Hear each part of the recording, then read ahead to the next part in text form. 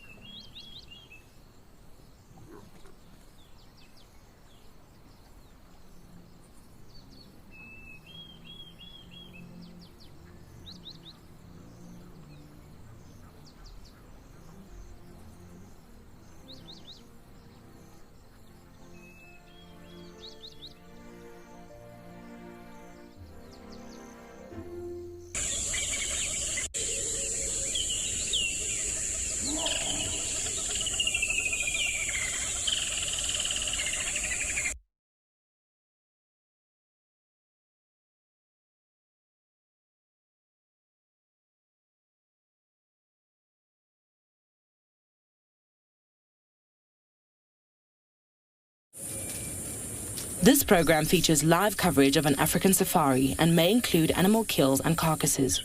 Viewer discretion is advised. A very good morning to you all, or good afternoon, or good evening, depending on where you are around the world. We are sitting here on quarantine, one of my favourite places in the world, with the Talamatis. So I must say it is quite an exciting start to the morning. I've barely left camp in Djuma Private Game Reserve, and the lions are here. You can see that they are also a little bit cold, but they're definitely not full, which means they could be, well, we could be in chance for a hunt this morning. We won't just be coming to you live from Djuma Private Game Reserve, but many live locations across South Africa. So get ready, everyone.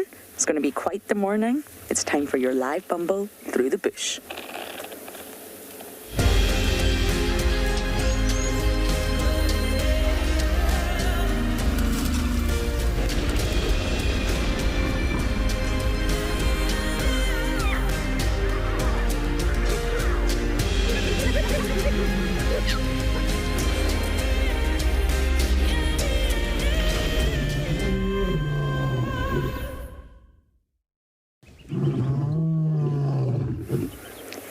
welcome aboard.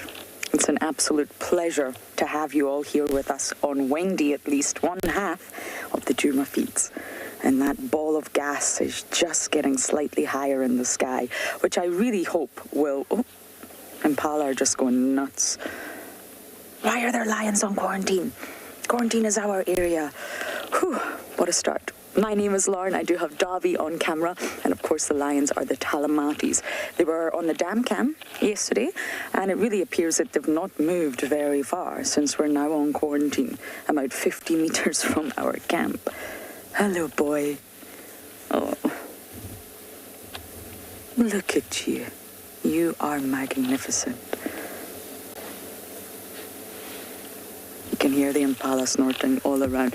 I think we are going to just reposition a little bit because there's lots of action happening behind us. So I think if we at least turn around, we'll be able to get that for you. So as I do that, I must remind you, this safari is live and interactive. You can actually talk to us. Yes, you can. Send in wonderful comments and questions. And you do that using the hashtag WildEarth on Twitter. Or you can use @FC on the YouTube chat. Or another option, you can head over to the WildEarth website. Head over to the live safari page. As long as you've registered, you can submit your questions there. Look at them all. It's like lion paradise here. And kids, if you are watching, please do talk to us. We like you the best. You send in your questions via email. And the email address is kidssquestions@wildearth.tv. Oh, hello, boy. You're just too handsome. Okay. How is this, Dobby? You want to go this way?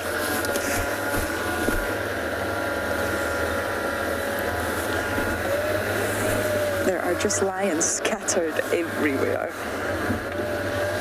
But of course, quarantine's a huge open area, and the Impala have been going nuts since very early. So they've been seen. Everybody knows that there's lions in the area. What about this, Davy? Look at these gorgeous lionesses just as that sun is coming up in the background. Casting that orange glow. I love sunrise. Sunrise safaris are my favourite. I love them both naturally, but if I had to choose, it would be the sunrise.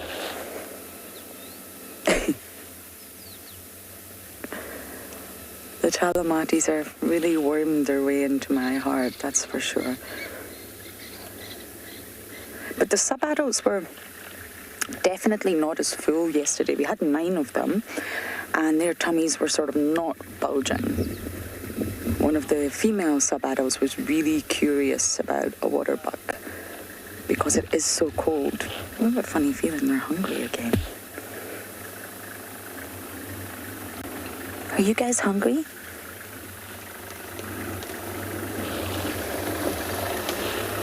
You can see the 2 of them huddled over here, Dobby. Body heat.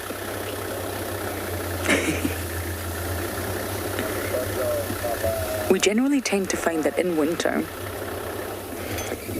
quarantine is very, very active. It's very productive. I mean, it's a productive area anyway, but in winter we get a lot of activity here. Leopards, lions, all sorts of predator action happens here on quarantine. It's the perfect place for dogs to hunt. Always got hyenas running through or galloping through.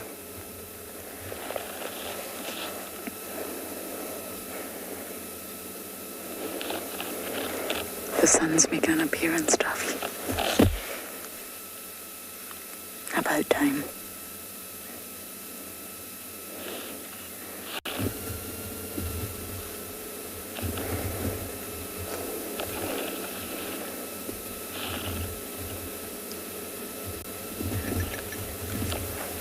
Okay, well, I'm definitely not going anywhere. We're going to sit tight with the Talamatis, see what they get up to on this chilly morning.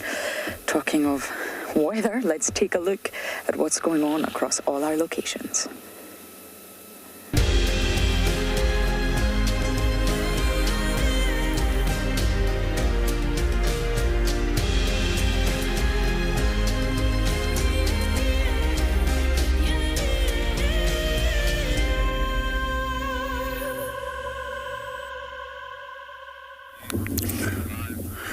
Good morning and welcome to Wild Earth. We're about to start bushwalk at Eco Training Pridelands.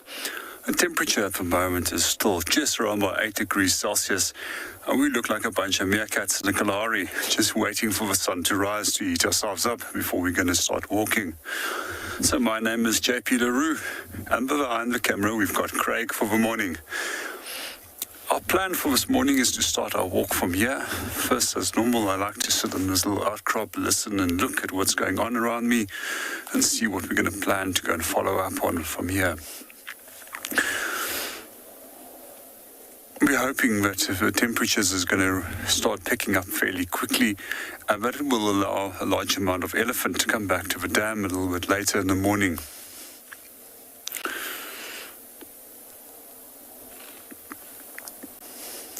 And in the meanwhile, just enjoy our sunrise and a cup of coffee.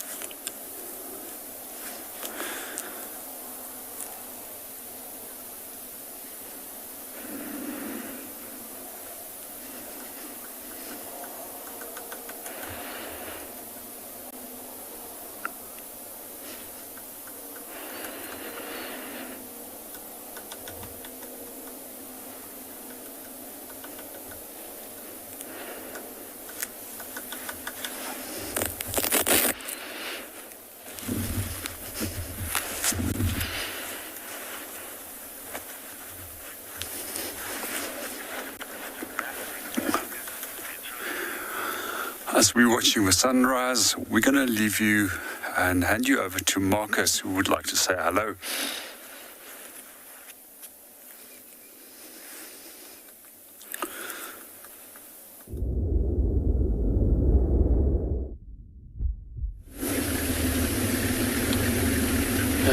Good luck to JP on his walk, and yes, one can appreciate the sunlight time and again. Very good morning and a warm welcome to all our viewers. I'm Marcus, and of course I've got Mpo on camera.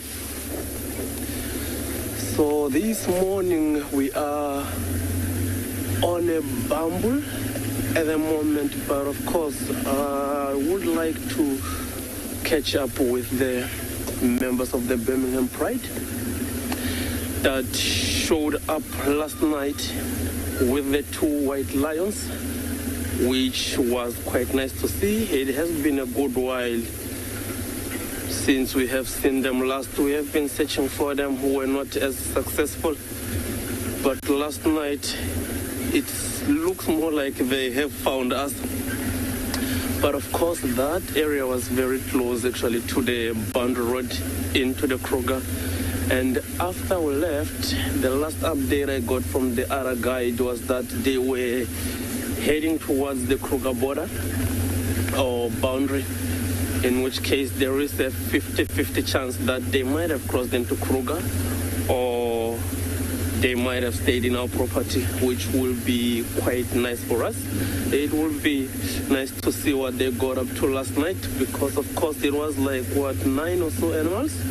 And I think at that age, an Impala won't really go far for them.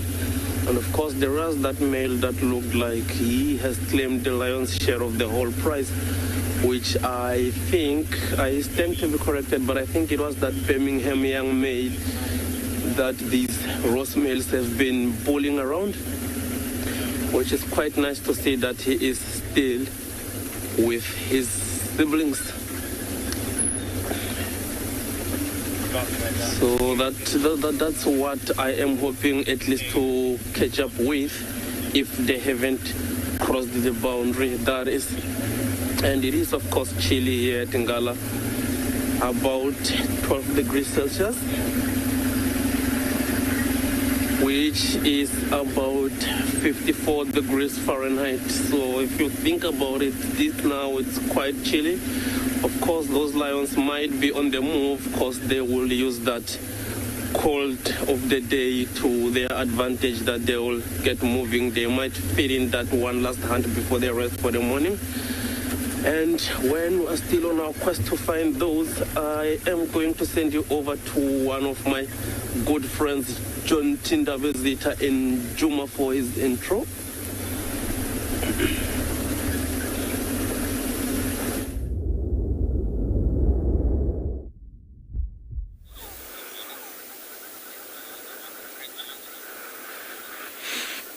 Good morning, Marcus. Hope you're dominating, my friend. Welcome, everybody. It is brisk this morning. We're here at Twin Dams. Just enjoying the sunrise breaking over the crest there. But welcome aboard. My name's John T. We've got OD on camera. And we're coming down to see if we could find any sign of marips or maybe tundi. We just had awesome lions roaring behind us, south of the boundary. But such a fantastic sound to hear. But it is cold. It's cold enough. It's cold enough that I don't know my nose is running. But you're going to head over to Lauren, see what she can hear.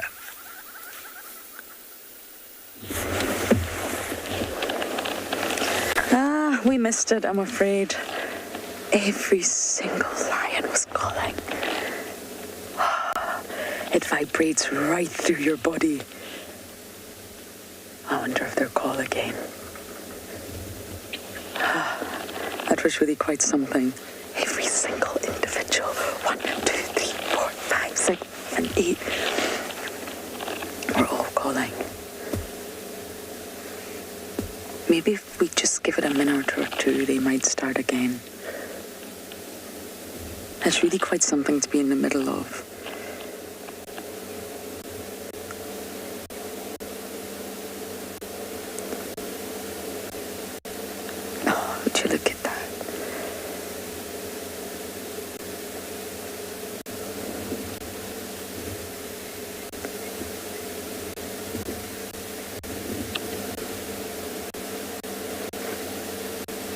Look at this one, just watching the other two.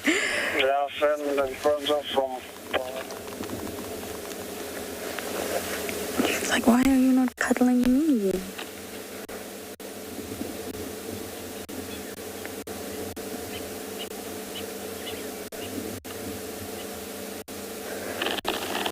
Now, it's definitely not the entire pride here.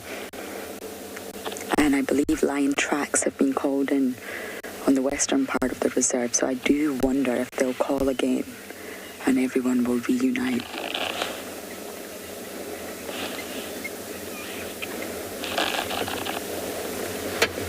We're surrounded by the Dalmatis.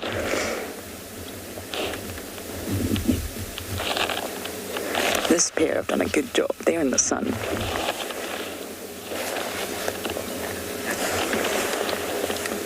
Susan, thank you for reminding me. Thank you. You are right. It's Catterday. What a start. I think we've succeeded, Dobby, in making Catterday. You're right, Susan. It's a great start. Just to drive out of camp, and there's a pride of lions. Scattered all over quarantine. Really spending quite a lot of time on Juma these days at Talamatis, I must say. They're all starting to yawn one by one.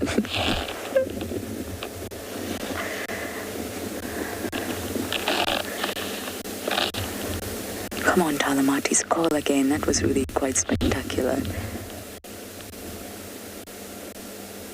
Now, there should be 14 in total of the pride, not including Darkmane, who I believe crossed into the property last night somewhere. And I can only count 8 so far, but I could be missing some.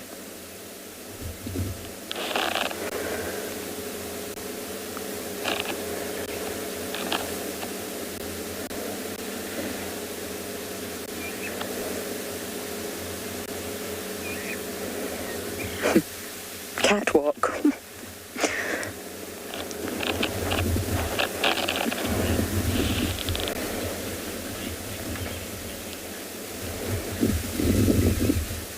Hello.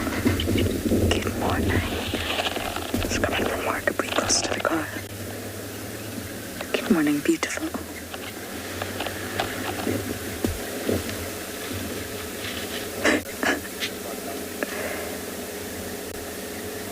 Oh, we're going to join the Cuddle puddle. Lionesses really just like to be together. Look at that one at the back, Dobby, sleeping on his little log.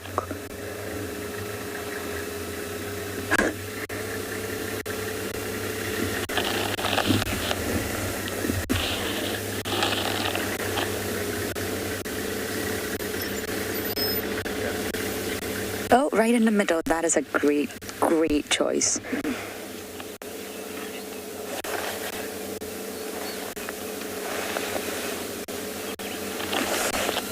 Hyla, you're asking, do I know? Yes, I do. There are 9 sub-adults, no cubs, and 6 are female, 3 are male. And the males are really starting to sort of get that, there's one over here, hairy chin, if you like, that young male look about them. The hair's coming out from the cheek area and also the under the body, under the chin, going down the chest. You really start to see them develop in their manes. And then they start to go through quite an awkward phase, but there's 3 males. But there's no cubs. 5 adult lionesses, and there's one really easy to identify, Blue Eye. Blue Eye's here, she's up ahead. But I do think because we are seeing the Talamati Pride so often now, they're really sort of taking up residence here in Juma. We are going to have to start naming, or at least have nicknames, shall we say, for the adult lionesses, just to differentiate between them.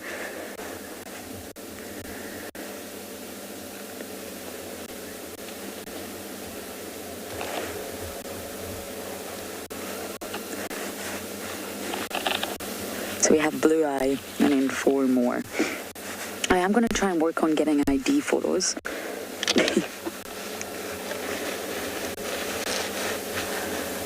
But there's one female sub-adult. She's missing the tip of her tail. And she also has a slightly funny gait. It's almost as if her back legs are shorter. And she has one of the most beautiful lion faces I have ever seen. So she's quite easy to identify, but she's a sub-adult.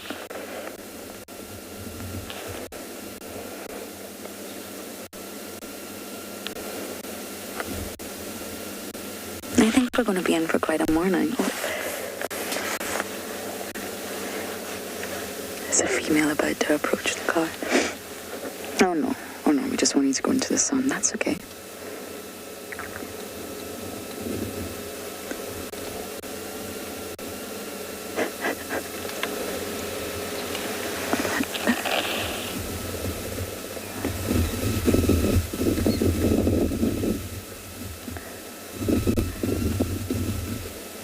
When lions play like this.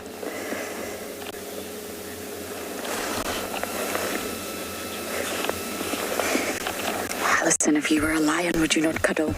I would. I would be cuddling all the time. I love cuddles.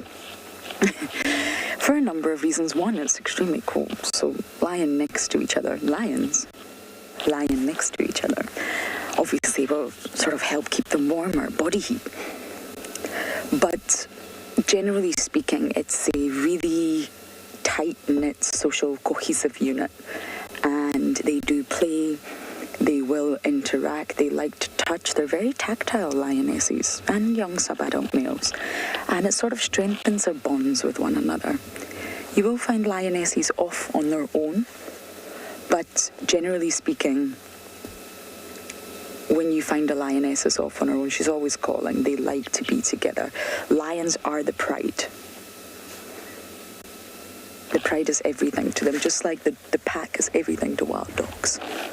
They're all coming in front of the car now. They all want their chance to be in the spotlight. Hello, guys.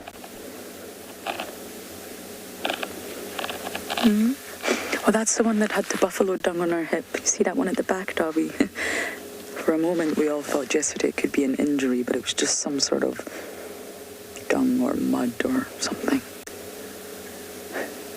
And Alison, to answer your question, look, they're all joining together. But they spend a lot of time, especially at sunrise and sunset, interacting like this.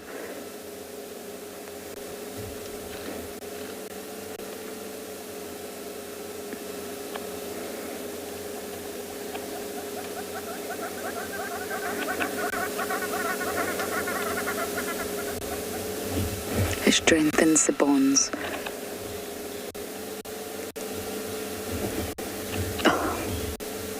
Look at this pair.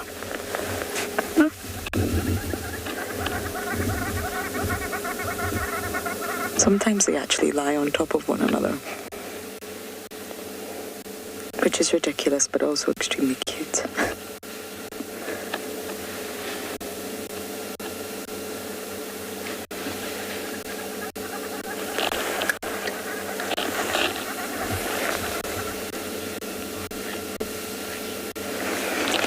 I just mentioned that a few moments ago, but Darkmane crossed into the property last night. So I can't give you an update on whether he's had a good meal or not, but he's around, and I really do think the lions will start calling again at some point for those missing lionesses and Darkmane. I think he's on the property, but where, I'm not sure. He crossed in from Arathusa's side. So when John T had him the other evening heading west, he went into Arathusa. But Darkmane likes to be with these ladies. He's fully independent and can survive on his own, but he likes to be with these ladies. Of course he does. Look how beautiful they are. So we may get an appearance from Darkmane today.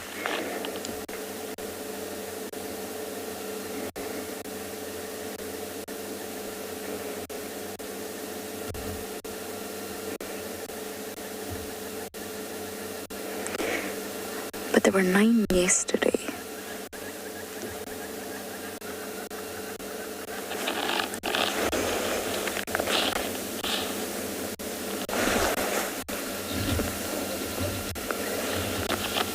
Can you see any lions that I'm missing in my camera? Is there any behind us, Darby? No. Sir, 50. They fascinate me too. I think any social unit of any species really is really fascinating.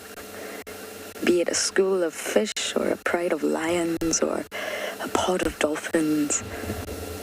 I think it's really fascinating, especially when it's such a tight-knit association like lions, like a pack of wild dogs. To see species interact with one another, or individuals of the same species, sorry, it's really fascinating. I completely agree.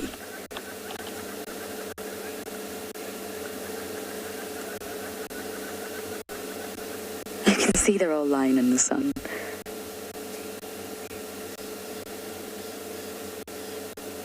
Must be such a cold night.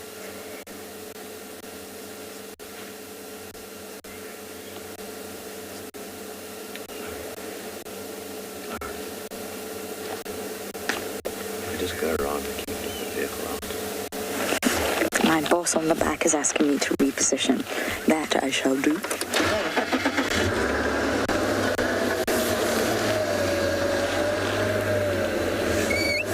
Just gonna try and go down here. Oh, we've got the most cutest moment. 2 seconds. We're gonna show you the sweetest little cuddle puddle. Would you look at that? So, of course, we're not going anywhere. We're going to sit with these talamatis and see what they get up to.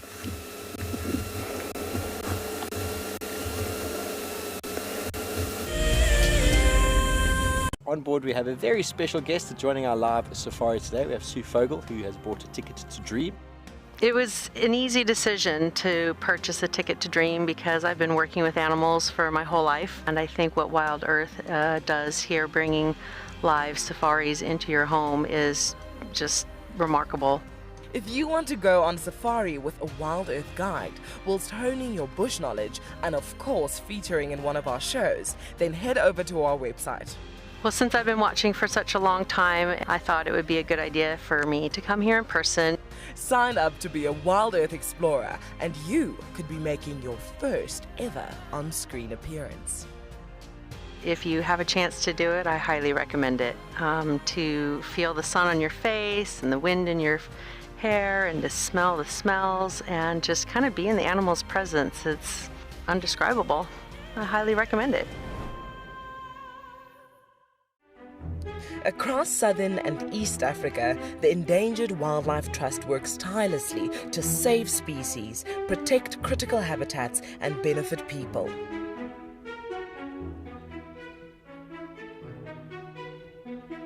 Join the EWT in returning wildlife to the wild. Go to ewt.org.za to find out more and follow our socials to see how you can get involved. Protecting forever, together. My name is Ross and I'm a field guide at andBeyond Phinda Private Game Reserve. I love getting questions from guests on WildEarth because I love sharing and learning information about nature with new people, and it also makes me feel like you're all joining me in real life. If you want to ask a question on WildEarth, then you need to register on our website. Once registered, go to our live safari page and submit your question below our live feed. Hello, boy. You are a monster. And he's coming right up to us. Hello, boy. Oh, settle down. Settle down.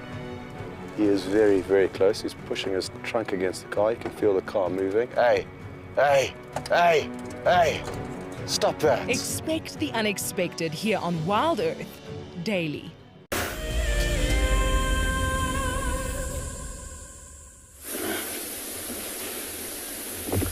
Welcome back to andBeyond Ngala, everyone. Look at what we have found. Those 3 giraffes that you can see there busy feeding. 2 of them at least. And if you can look at that one, it's pretty looking very determined, looking at us where we are. Of course, this giraffe will be that inquisitive. So, but they did see us coming from a good distance.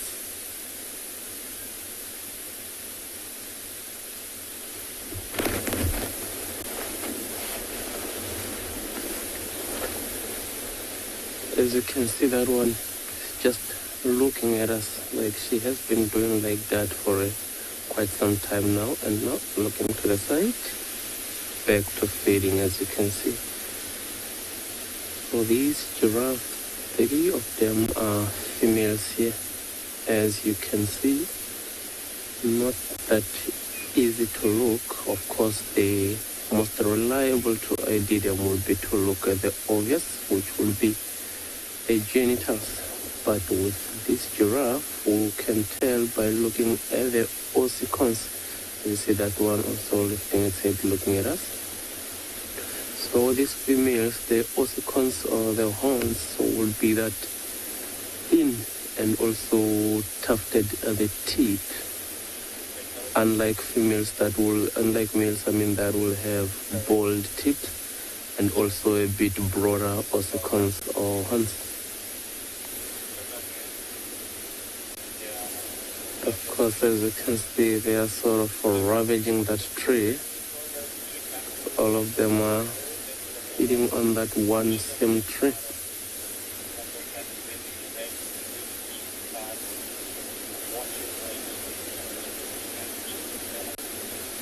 Look at how beautiful this giraffe look, especially if they're looking at us and then they've got that sunlight on their face. They're just so beautiful, so adorable. And of course those eyelashes, though, from Justice Torres females, they complement them. That one, notice how high up a tree they can feed with that height advantage, so they do use it. And of course sometimes they are able to see predators approaching at a good distance. So that one giraffe that's feeding now, but when we got here, she was looking straight at us. That is exactly how they will do to a predator if they see it approaching. Like this giraffe will just be looking at that predator, sometimes even walking towards it. It's not too far from here also there is this male territorial wildebeest, which I think it's quite smart of him to be close to these giraffes like this, because being that short in these thickets, he won't be able to see far until maybe a predator gets within reach. But of course, these giraffes might be able to point predators that are approaching, and then of which he will be able to get away.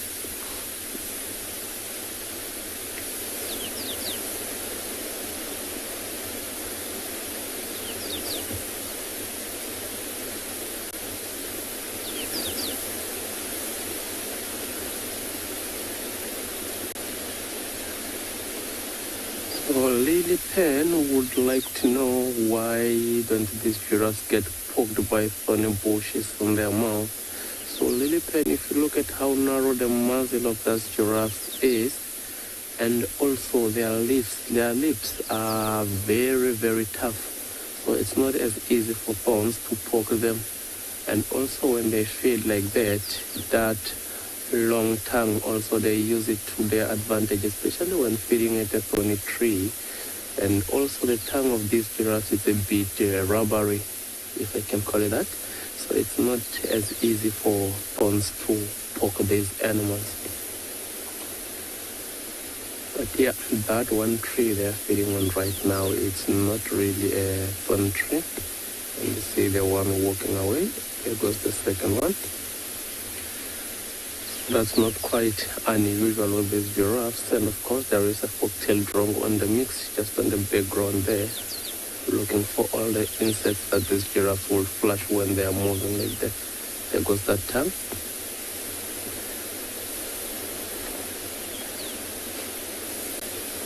Well, she looks like, oh, she just moved now. And of course they will be going to the next tree. And just move forward a bit, just so we keep up with them. Look how tall they look there. And that one feeding on a bush that is quite down below. And as you can see, she has to bend like that, which I must think it's not as comfortable for her as opposed to when she's feeding high up on a tree. And of course, as you can see at the base of her neck, that oxpecker is there. Just enjoying the full ride with this giraffe. But of course, it will be there for the predators that this giraffe might have. And as you can see, she's doing a bit of training there on the giraffe's neck.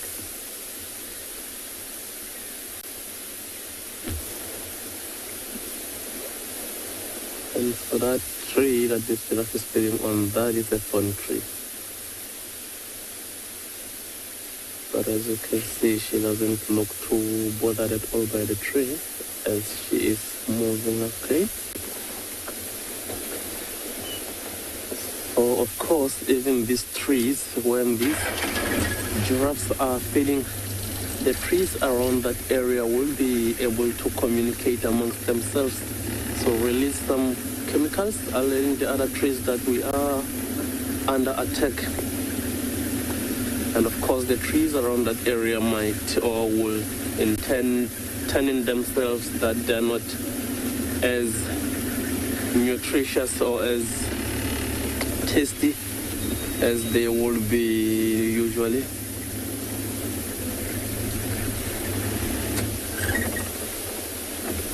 That is why sometimes when you see like these giraffes, they move downwind as they feed. So that will be because of that very same reason. If the tree that they're feeding on right now sort of release its chemicals, so the trees that are where to the direction of the wind, those are the ones that will be able to read the chemicals. And there's the drongos there. As you can see, they just keep following these giraffes, all the insects that these giraffes will disturb as they move, as they continue with their feeding.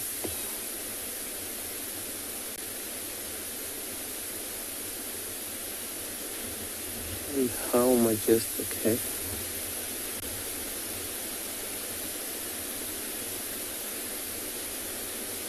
Look at those drongos.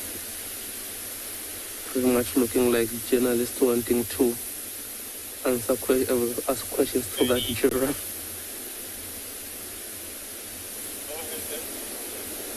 But of course, to them it's more about survival. And you see there is that wildebeest also that I mentioned earlier. So he's sort of also looks like he's following his giraffes for now.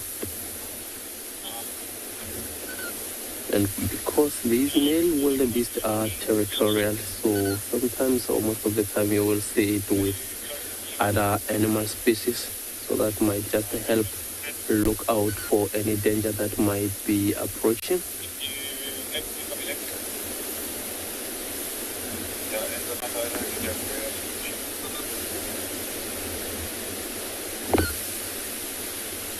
In this way, at least he is trying to take as much grass as he possibly can when these giraffes are always there.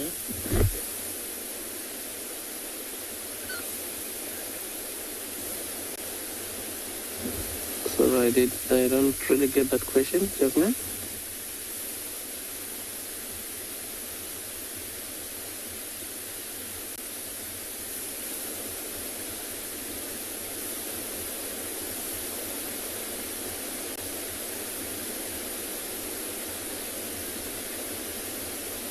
So Jasmine would like to know if the mane of these giraffes serve a purpose. So, well, I would like to think so, Jasmine. I'm not quite sure what the purpose might be, but I do think it does serve a purpose.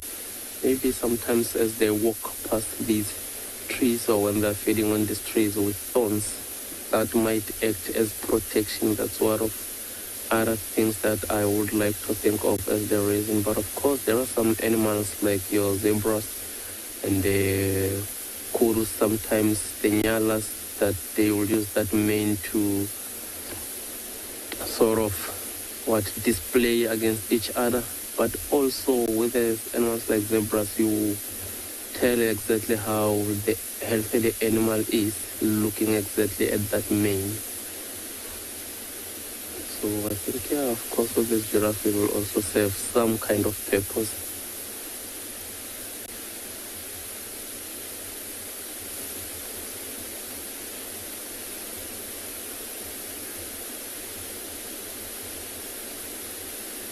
Well, it looks like these giraffes are just going about their morning, like they're out in the open, getting the light from the sun. Sure, they are having the time of their lives there, just feeding. I think we are going to leave them and continue with our quest to catch up with the Birmingham Pride. And we are going to send you over to John T. in Juma.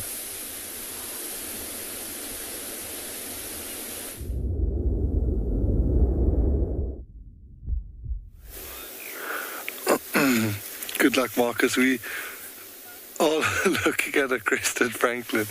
It was out in the road, and then it's now gone and hidden itself in the grass. We're gonna... But I was enjoying not driving for a brief spell there, because it is cold when we're moving. Sorry you missed the crested Franklin. That is the nature of a live safari. So just an update on where we are. We've done a loop around. We saw some tracks from Marips from last night. Well, I'm assuming it's from him. It looked like a young male leopard. And now we've done this loop around Leadwood Drive. So we're just going really slowly, checking for tracks up on this road. You does seem to have been spending a lot of time in this area lately. Odie and I were just saying you'd expect him to be lying somewhere where he will be in the sun and warming up. That's most certainly where I would be lying if I'd spent the night out here. That is for sure.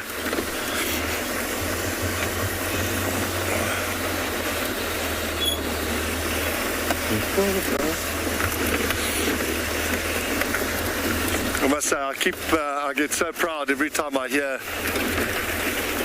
a link to Marcus, because when I arrived at Ngala a few years ago, Marcus was actually a butler, and he then took the step to do the guide training at Nkwazi at Phinda, and obviously he's such a legend. He completed it. I don't know if you can get that up there, Odie.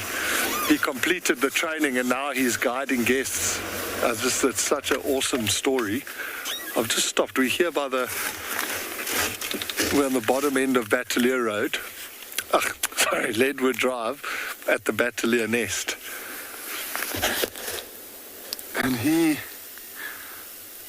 chick is out enjoying a bit of the sun there.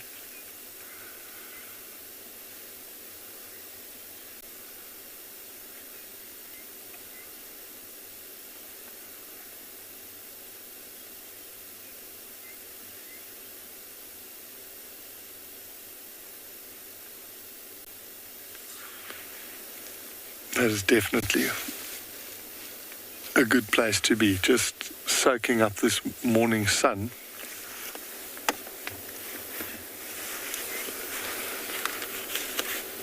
I would love to know what that chick has been eating the last few days, because it's lasted a long time. It must have been something fairly substantial.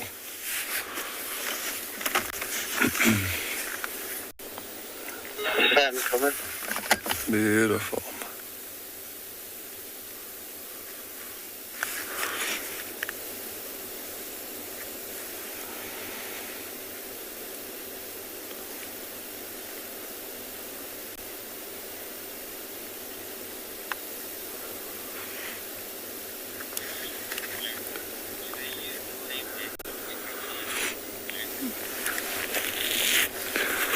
Luke, they will reuse nests until, for whatever reason, sometimes the tree will, depending on the size of the tree, if it gets pushed over by elephants or termite damage or wind damage, then they might move to another one. And sometimes you'll see in an area they'll have a few little spots where they might move to a different nest.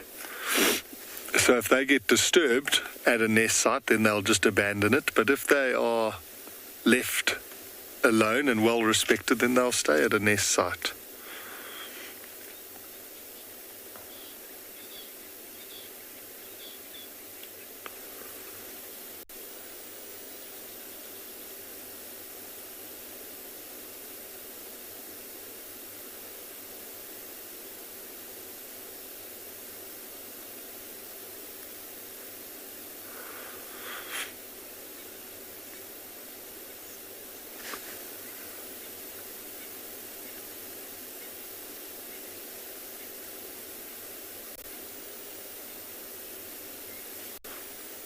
That's so good. We're in a little bit of sun here. I'm almost zoning out while it's warming us up.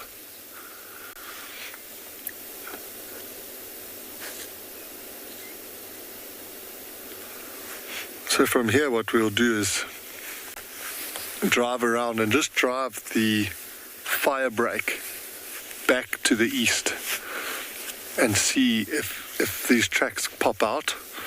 Otherwise then we know that young male leopard will be in the block here to our left.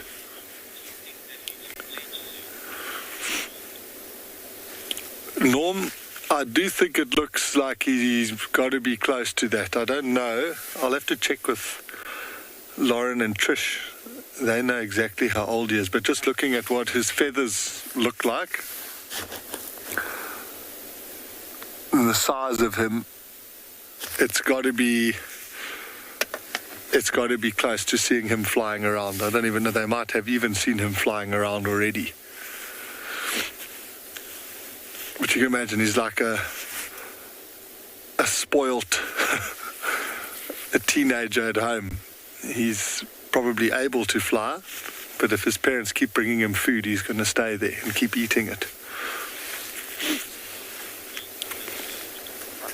So we're going to carry on our loop and check for those leopard tracks crossing out of the block.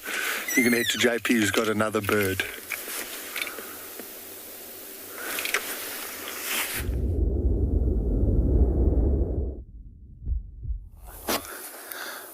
Good morning and welcome back to Bushwalk. So we just managed to find a few blacksmith lapwings out here. It's quite unusual for them to be away from water. However, they often loaf around in open areas away from water bodies. It's also a bird that we quite often have starred on the show. For those of you that are not familiar with them or have joined us for the first time, they get their name blacksmith lapwing from the black and white coloration that they have. Sorry, the lapwing part, smith, comes from the part that they get their name from the sound that they actually produce, where it sounds like if it's been steel that's being forged on the anvil. You often hear the ping, ping, ping, ping contact call that they will produce. So quite territorial birds. They often will have little territories. They defend them quite often against other pairs. We also generally see that they keep a good space between one another when they are nesting, with gaps around by 300, 400 meters away from one another. What I do find quite interesting about the lapwings is one of their behaviors, and their behavior specifically towards their young to protect them. And quite often they will distract potential predators to pretend by having a broken wing or have an injury. And if you have a jackal or something that comes and snoops around, they'll fly off with this little broken wing, and the jackal will follow and safely lead the jackal away from the chicks or the nest that they have. Also find their nest incredibly interesting. It's a bare little scrape on the ground, and it's quite often made between Impala dung pellets, and the eggs also almost perfectly matches the ground and the surrounding pellets and appearance, which makes it a little bit harder to spot. Some of you might also be quite familiar with these birds often dive bombing you when you do take your dog for a walk or you get too close to the nest. One of the tricks that they also have is using a little spur on the wing that they can use as a defensive weapon against you.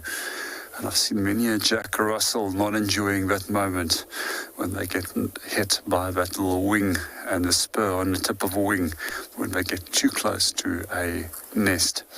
Quite often the birds very successfully will drive them away from the nest.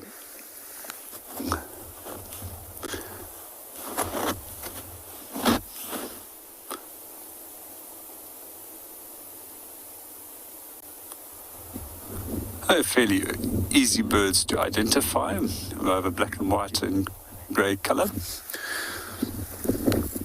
And then the prominent red eye. Good morning, Lucky, and welcome to the show.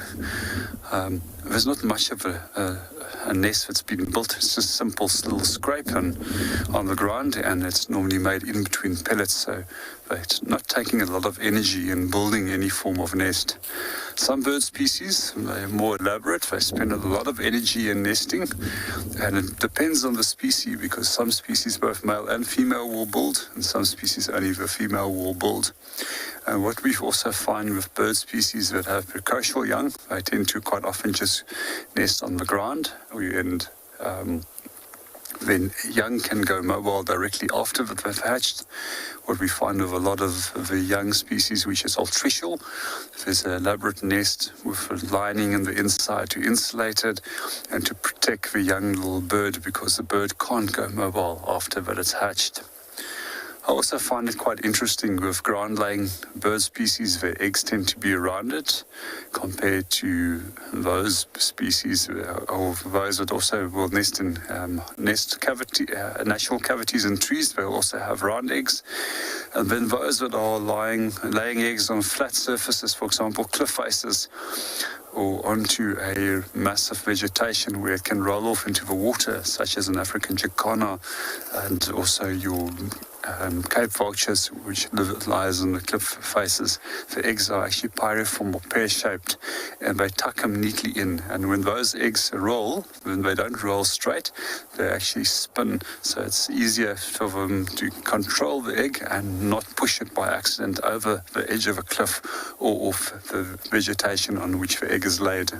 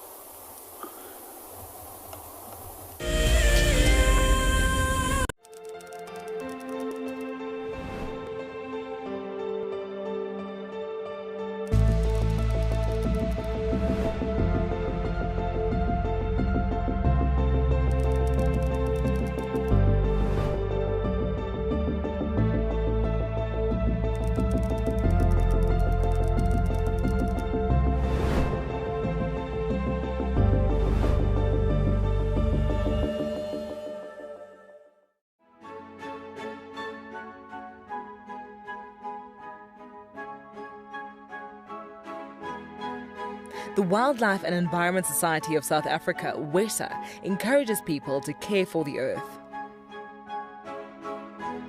Through innovative projects, they aim to reverse the serious issues that we face in the world today. One of these projects is Green Coast, a proudly South African award for sensitive and well-managed coastal sites. This sustainability project protects our national coastlines while providing unemployed youth with a love for their environment and a hope for the future. WESA is a membership and volunteer-supported organisation. Every supporter is helping to change the only earth we have. Visit our website to see how you can help care for our earth. I love being a cam op for WildEarth. The animals coming right up close to you, especially like lions. Sometimes you get nervous, but you have to go with the flow. My favorite animal to film is the elephant because of how big it is. But when it's really up close to you, it's one animal that you would say, I really respect you.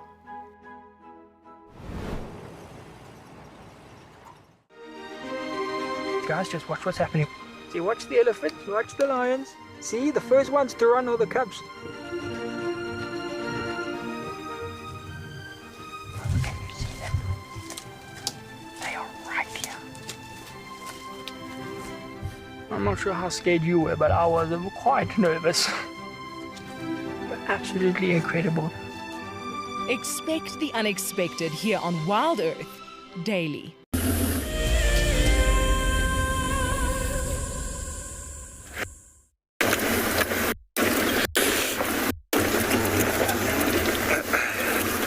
So everyone, we've started the loop heading back east to check if there's any tracks coming out here.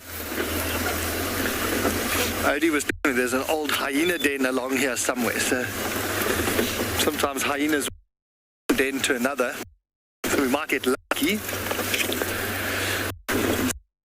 Hyena along here.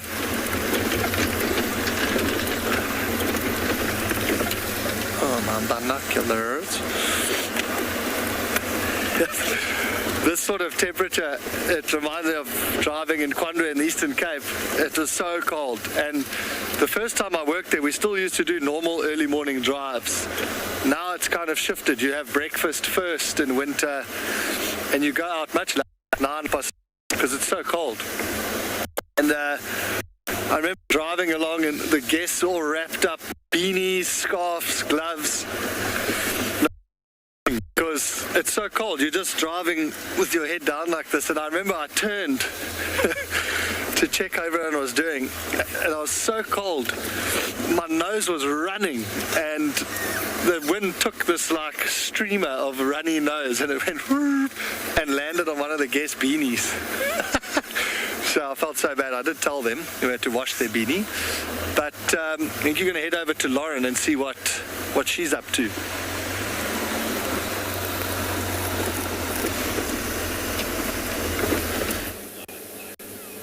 But this cuddle puddle has become quite something. I wonder if they'll let Davy and I join. Imagine. It just keeps getting bigger and bigger and bigger. They must be warming up now. Even I'm starting to defrost. Look at that one in the middle, Davy.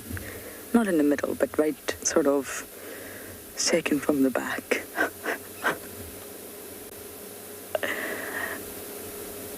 Oh, don't they just look so cozy?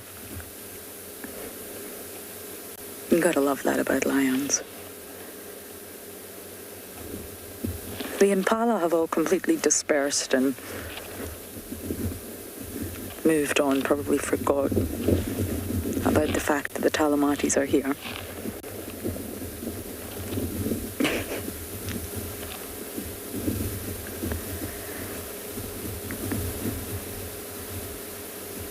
Oh, someone's sleepy.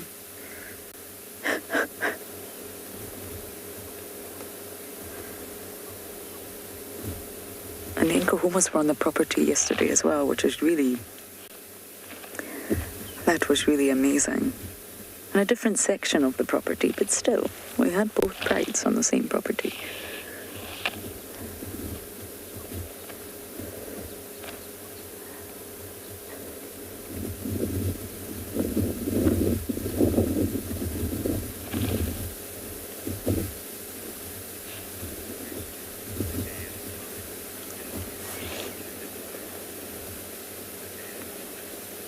One day at a time.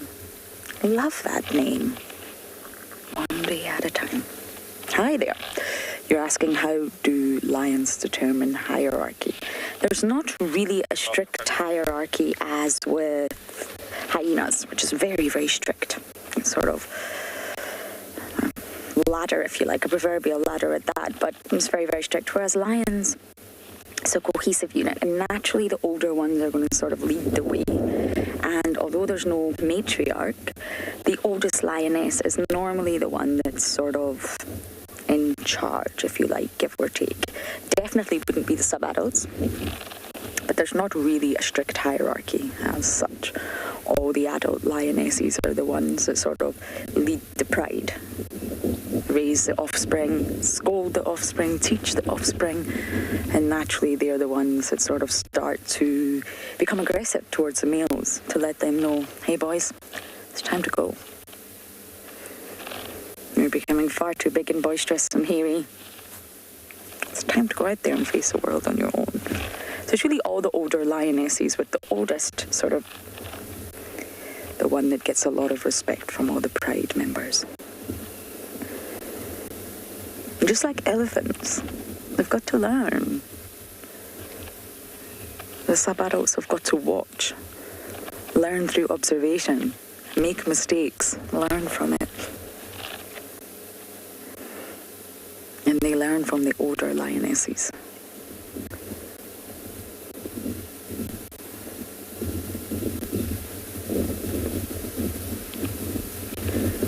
This one with the pinkish nose, Darby, just to the right there, is making me want to fall asleep, this one.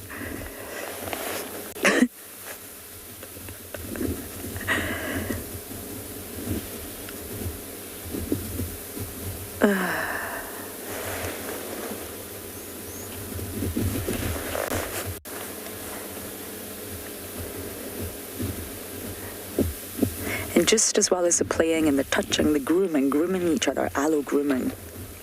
Not all species do that. That's another way to strengthen the bonds, because they will fight. At carcasses, they will fight over food. They can be quite aggressive. They may even injure each other when it comes to food. So this is them strengthening the bonds.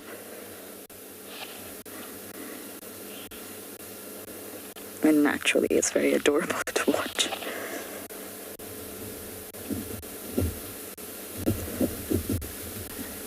Although I'm not sure a lion's breath would be too pleasant. And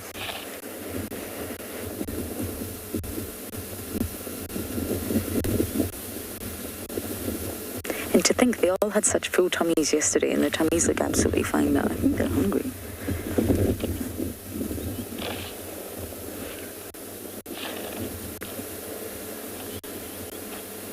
have some peanut butter, guys, if you want some.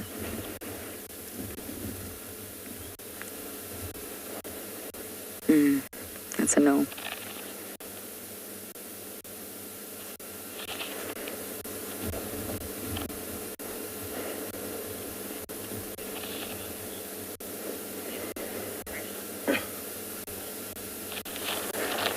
Little Bang off. Bang off. Little bang off. You're saying they are so precious. I know, or that is so precious. Absolutely.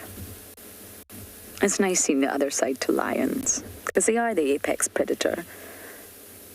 So, of course, they're fierce and they have that reputation. It's nice to see the other side to lions. They just all want to be cuddled up. And they play the exact same role in the ecosystem as sharks do in the ocean. It's really no different. Completely different species, yes, but they play their same fundamental role.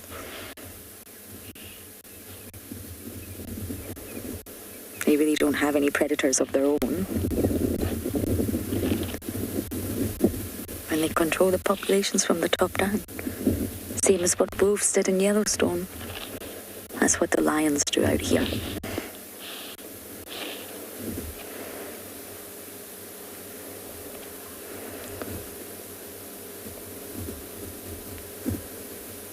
Oh.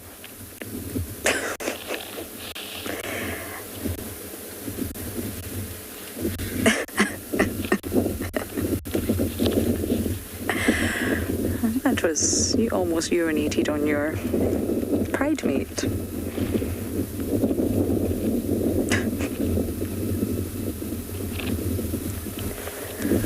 That's one thing lions definitely don't care about.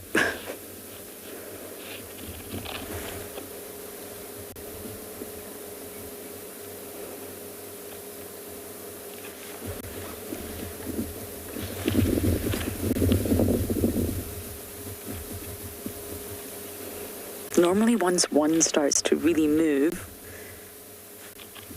Oh, another toilet. They'll all start moving. They can't stand to be left behind.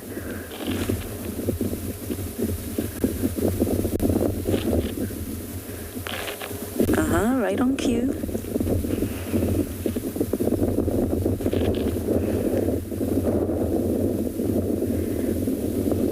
Those in the Cuddle puddle are thinking, really? We're loving this. Do we have to move?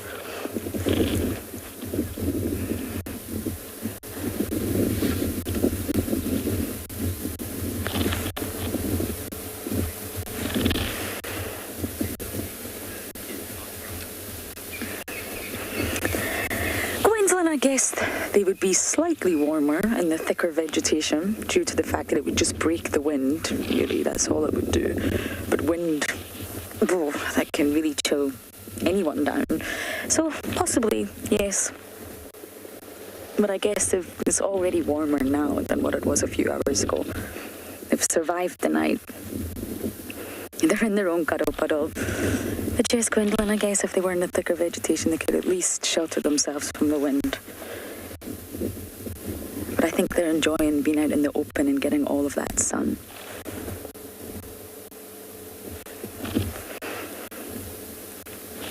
I'm enjoying the sun. I mean, it's not terribly warm, but it's better than being in the shade, that's for sure.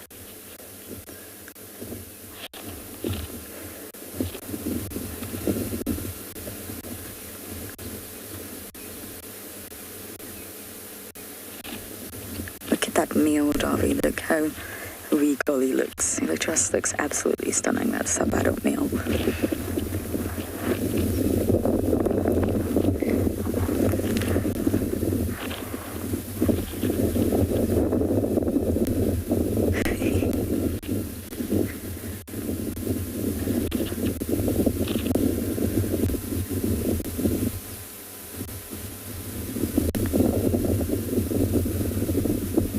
Already got some cuts and scratches on his lip and his nose.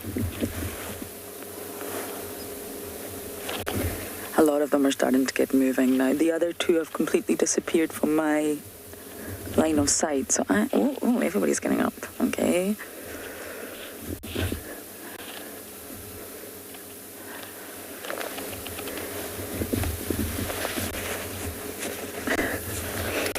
Everyone's also doing the toilet.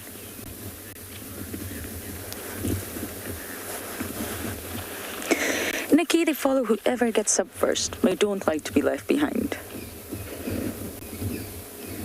It's really time to get moving. There's also a lot of contagious behaviour going on, and when humans yawn, other humans tend to yawn, and that's because they say it's contagious. And it's similar in lions. Once one starts to yawn, they all yawn. Once one starts to stand up, they all stand up. Once one starts to groom, they all groom, and the same with urinating. It's contagious behaviour in the pride. And you can see the few stubborn ones that really don't want to wake up. They really don't want to move, but they will. They'll all move. They'll all follow one another. And I think a few of them are hungry.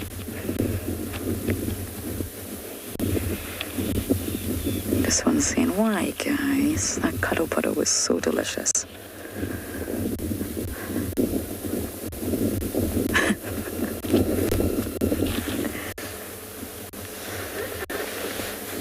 I do think we may start moving, because I wonder if they're going to chase something. We've got a sub-adult male and a lioness here who are refusing to move. But I want to see where the rest of the pride is going. Oh, up. Oh, it's a male.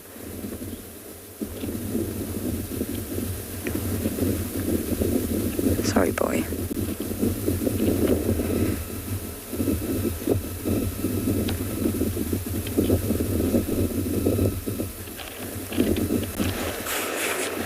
We have one left. One was refusing to move.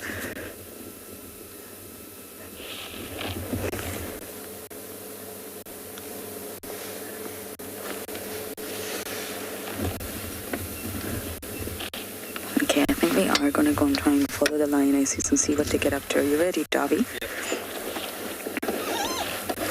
They're all disappearing from me. They're walking on Virtual Access, I think.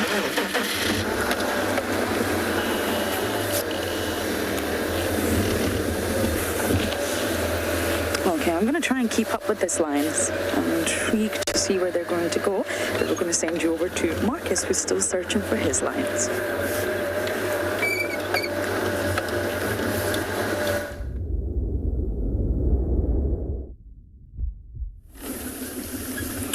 Welcome back to andBeyond Ngala.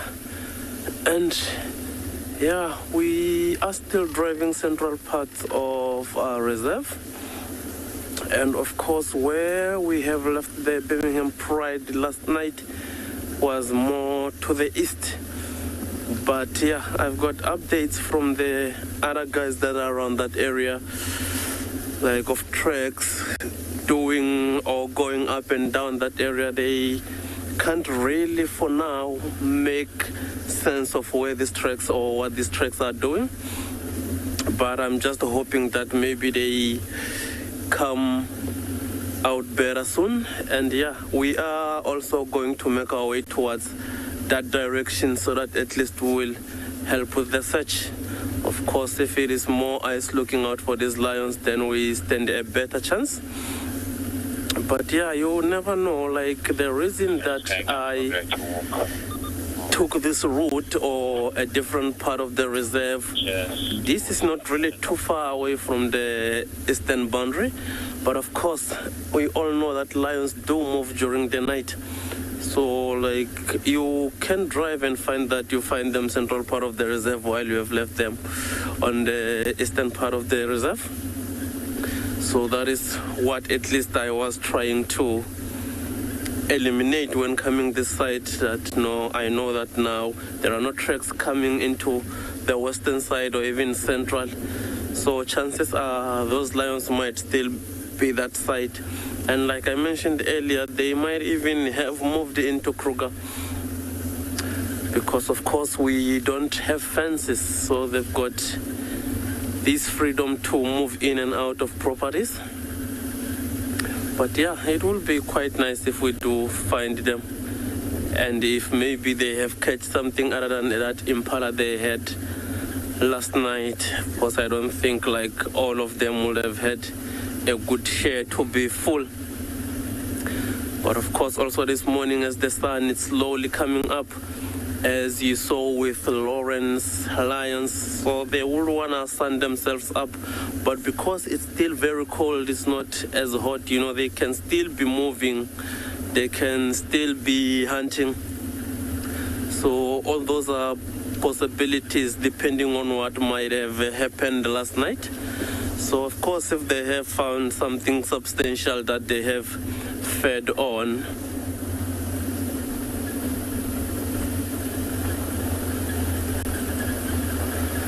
so Jackson would like to know if the Birminghams can travel to as far as Juma.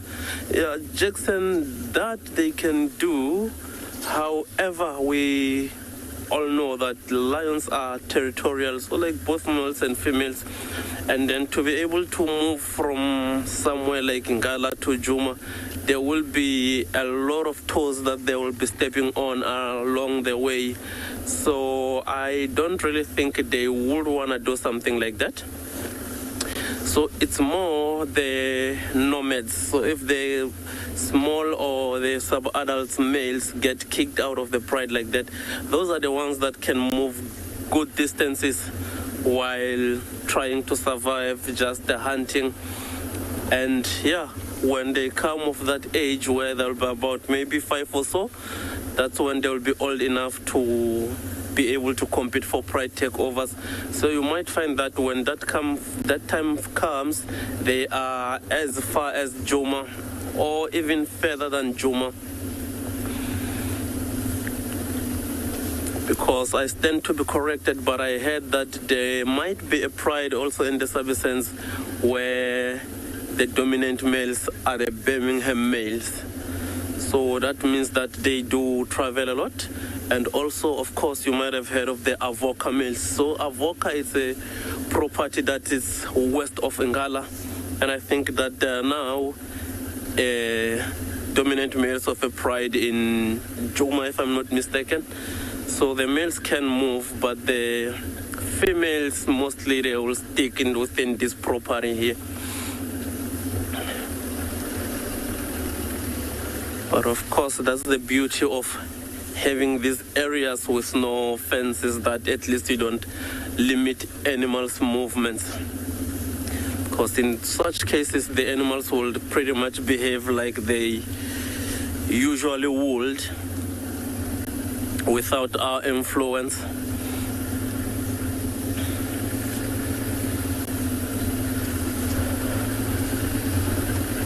Yeah, I'm sure you can see the light of the sun, but it is still quite chilly in this area here.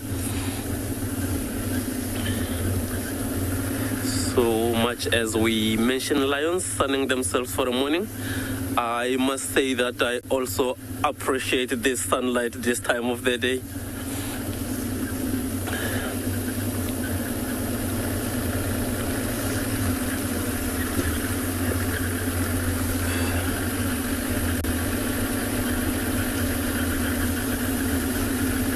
And of course, so far I haven't seen any lion tracks on these roads that we've drove.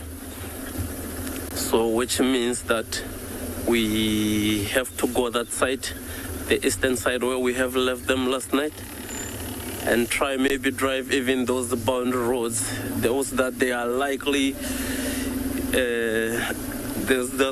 they can likely use to cross into Kruger. So those are the ones that would ideally want to drive and look for those tracks crossing. In which case, if they don't cross, then of course they will be in the blocks somewhere within our property here.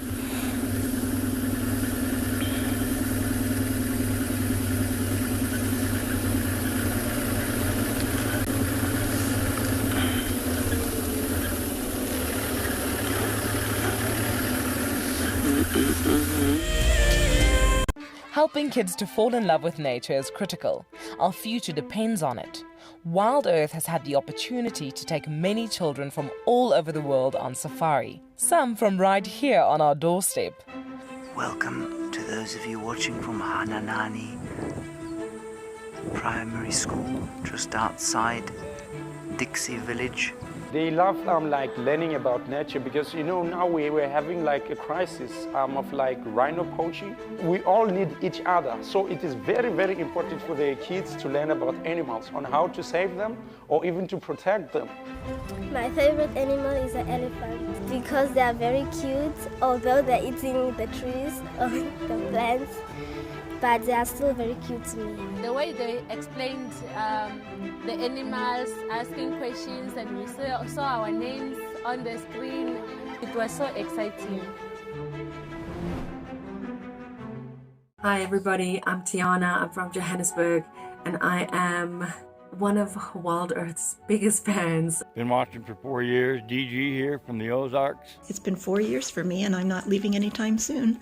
It's given me a time away from the hassles of the city, and it's given me a connection to a place that has stolen my heart, which is Africa. Last year we lost our son, and now we're just watching WildEarth. Love to all you guys. You are reminding us of the role that we play in nature conservation, each and every one of us. You have reconnected myself to a dream that I had as a child to get involved in nature conservation, and for that I'm really grateful for as well. Thank you, thank you, thank you.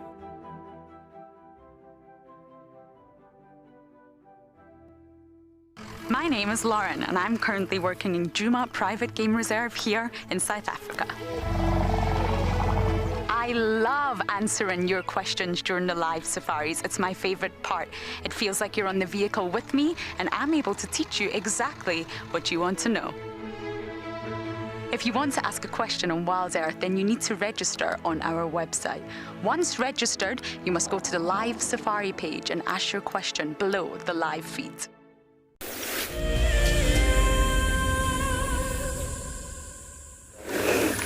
So everyone is on the link road towards Galagopan. So I've not quite made it to Galagopan yet, but I really hope they're heading for water. Galagopan is a man-made pan and it's quite small. So when you have a whole pride of lions sort of all around that pan, it's really quite wonderful to see. I'd like to get up ahead of them, but I don't think it's going to be possible. So we're going to follow them ever so slowly, and I really hope they go for a drink. There's something really lovely about watching animals drink. I don't quite know what it is, but I have to say I enjoy it. Oh, there's my head, Javi. Hello. Just making a little appearance in the frame.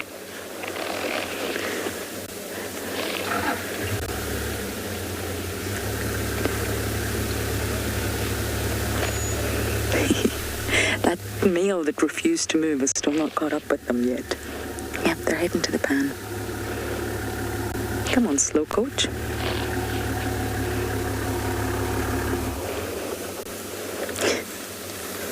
Everyone's gone.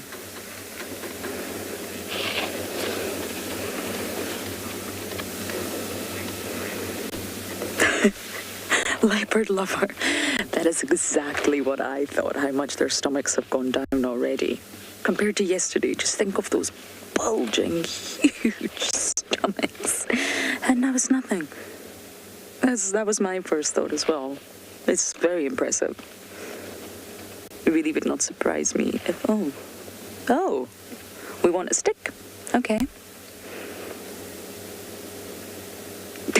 We're taking that stick with us. Did we drop it? Wasn't that delicious? Being a vegetarian really doesn't work for a lion. That's like my beagle. She picks up the most ginormous sticks that are 3 times her size, if not 4, and carries them all the way home. And then drops them at the front door, and that's it. Hi. Can we go ahead just for a little while? We're just in a bit of a leapfrog right now, so we're just going to let the other vehicles go in front, and then we will catch up to make sure everyone gets a good view of the lions.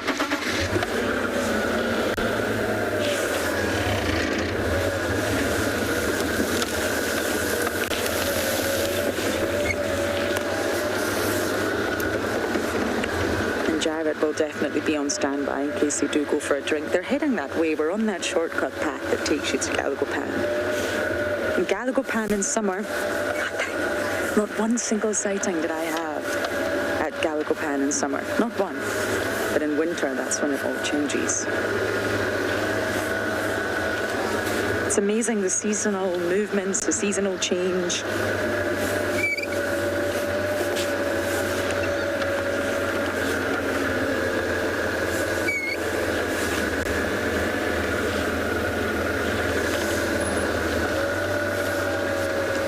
Yeah, we're going to be stuck in this traffic jam for a little bit.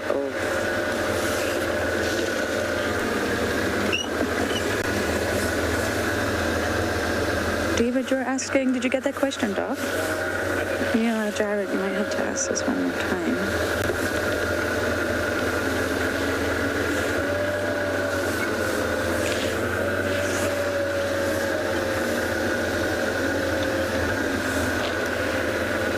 No, David. A lioness who's past her breeding will not. They don't go nomadic. Pride is life. Life is pride. And they'll stay in the pride their sort of entire life. But most cats, I mean, look at Tandy. They can reproduce up until a really sort of ripe old age. But they won't leave the pride once they reach a certain age. David's a good name. My brother is called David. My father's called David. My grandfather's called David. And my wonderful kennelman is called David.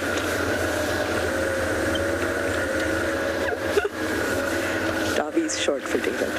Many people ask that question. What does Dobby mean?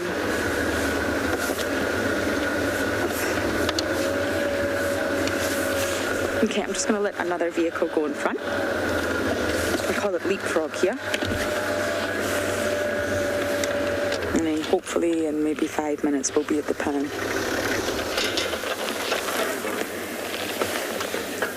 But we're a little bit stuck for now, Jared. Okay. So hopefully in just a few minutes we'll have the entire pride lapping up water at the pan. But for now, we're to Jaunty.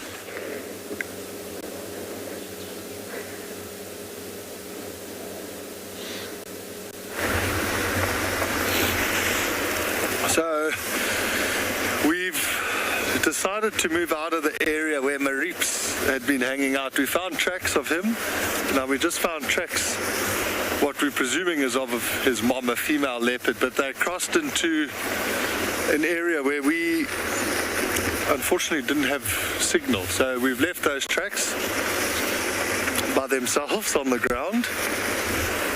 And we're going to go check a different area. So we're going to drive along this boundary, the Gari main, and we'll turn up on the Triple M. There's been reports of Shadulu hanging out close to the break there, or the boundary. So we want to head into that area and see if there's any tracks crossing into Juma. The sun is much higher now. So it's still very fresh, but I'm pretty confident these predators will still be moving around.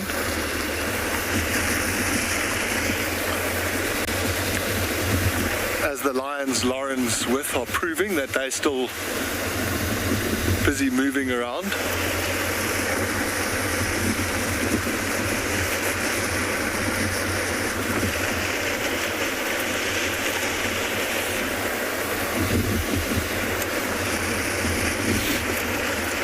While we keep going on the boundary, you're going to head over to JP. He's busy looking at some birds.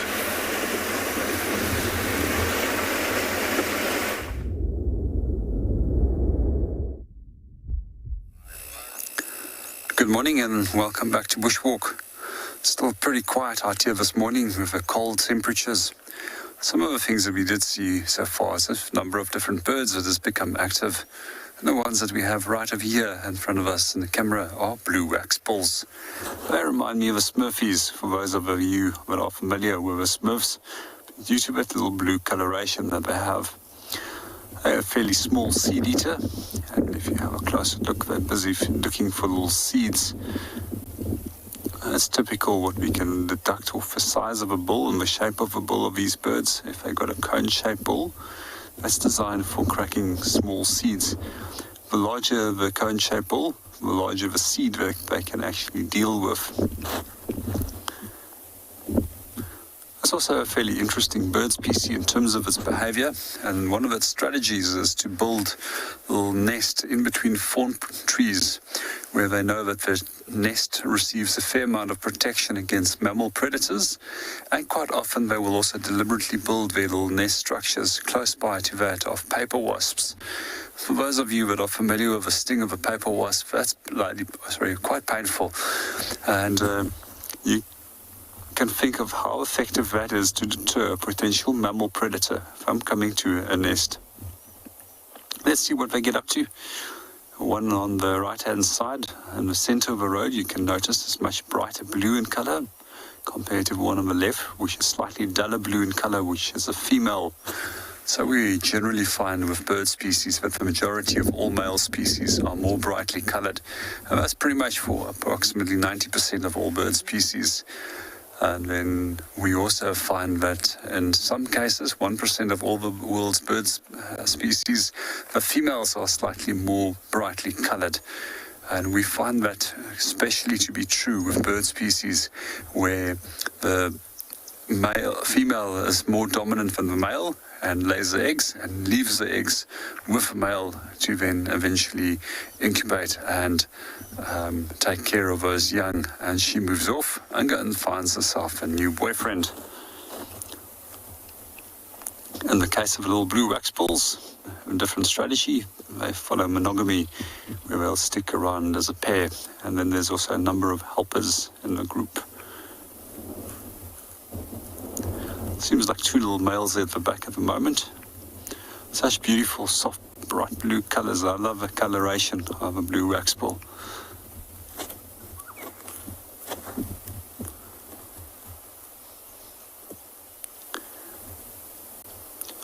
Quite often what we find with a lot of bird species is that they also will feed on both seed, fruits as well as insects, and it is better to be a generalist than to be a specialist.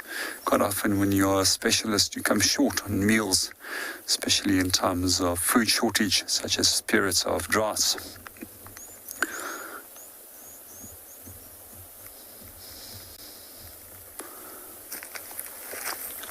Some of the other interesting bill structures that we see with birds has quite often long bills that's designed for probing, and these are often have tactile sensors at the tip, which is known as a haps of Achilles, so that they can actually detect if it's an edible or non-edible particle.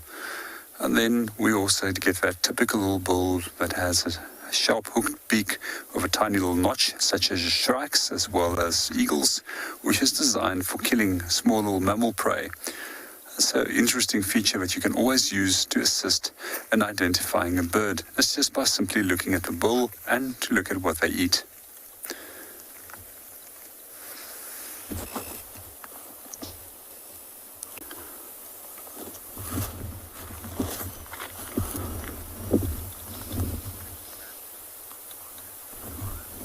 And meanwhile, we're going to hand you over to Marcus and see what he has.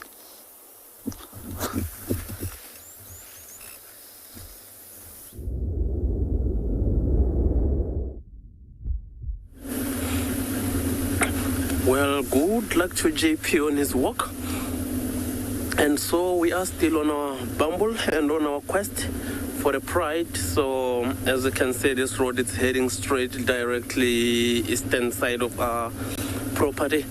And along the way, we drove past a few territorial Impala males that looks like they're just waiting on their territories, waiting for the females to walk in, so that of course they will try and hide them in their territories where they will be able to try and mate with them.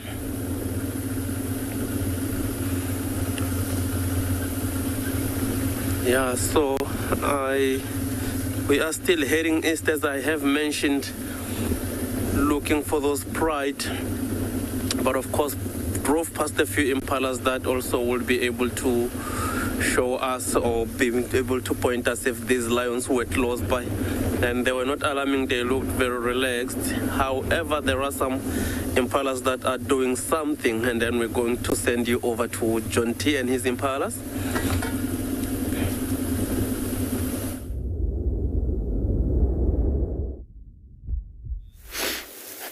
We just found these two male impala,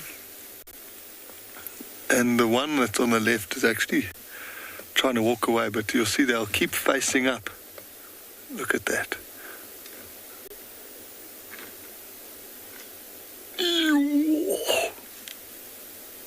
That is power.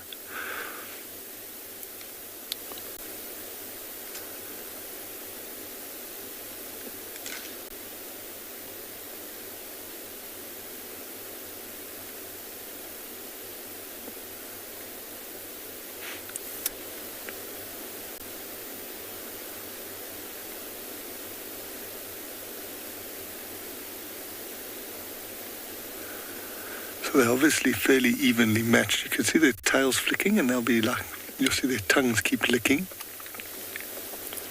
And that sort of stretching of the mouth open like that. Oof!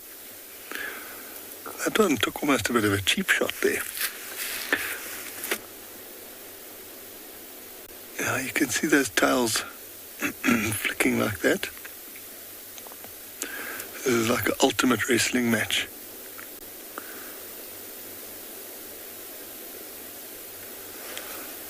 I hope it's coming through on the sound, but when they connect with each other, the sound is impressive.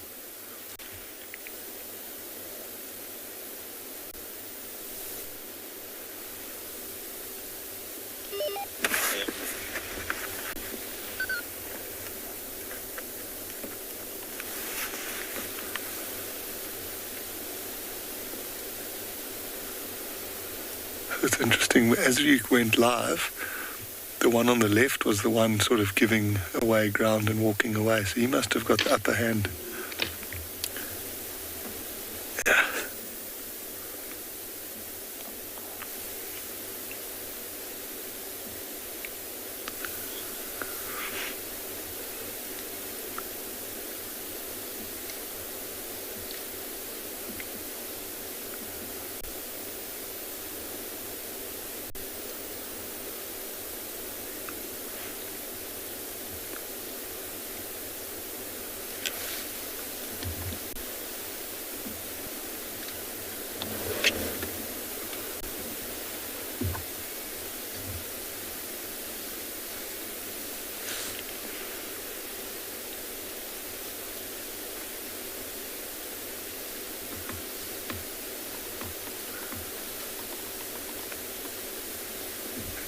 And what's kind of going on here, once one does decide to give in, he will actually turn and run. And then the other one will chase him. And they sometimes get really nasty wounds along the side of the flanks from the sweeping horns of the other one. So once they decide that the other one's beaten them, you'll see they'll try to retreat a little bit. And then at one point they'll turn and actually run. But they can sometimes kill each other during these bouts.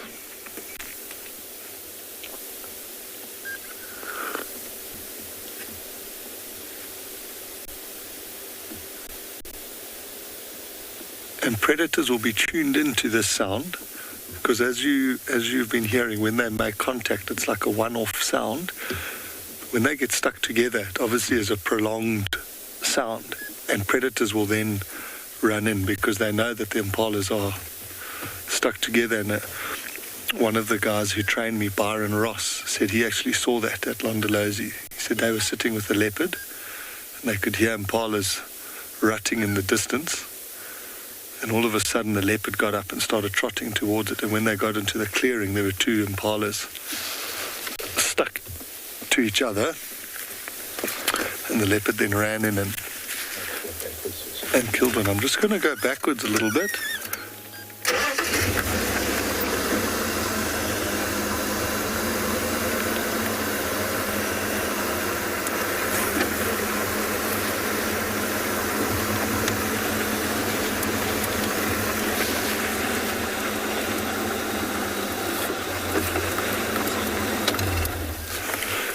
Is that right? That's it. We're right at the end of it. So, like anything in nature, someone once said nature's not a static entity. So there's not like a hard and fast date where things just stop. So it will always kind of flow over a little bit, maybe a week or a couple of weeks either side of what we think is the ending or start point.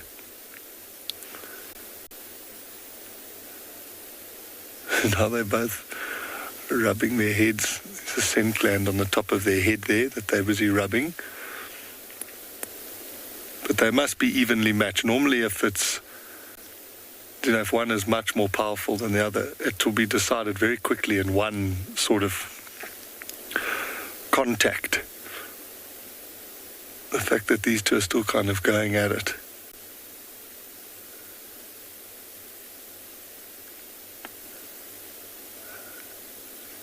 They must be fairly evenly matched. They'll try. They're all animals. They don't want to fight, because obviously fighting there's a risk of injury. So if they can sort things out with a bit of posturing beforehand, they will. If you imagine how humans operate. Unfortunately, it's normally men, but you stand guys with puffing their chests out, making themselves look as big as possible. So their adversary might think, well, that guy looks a little bit too hectic, and walk away. It's the same thing with these antelope.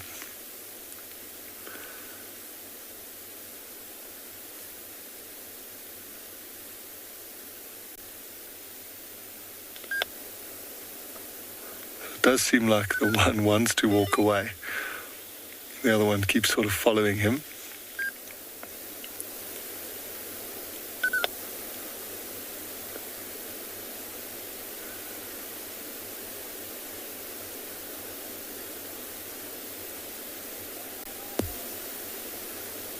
Don't go behind the bushes, man.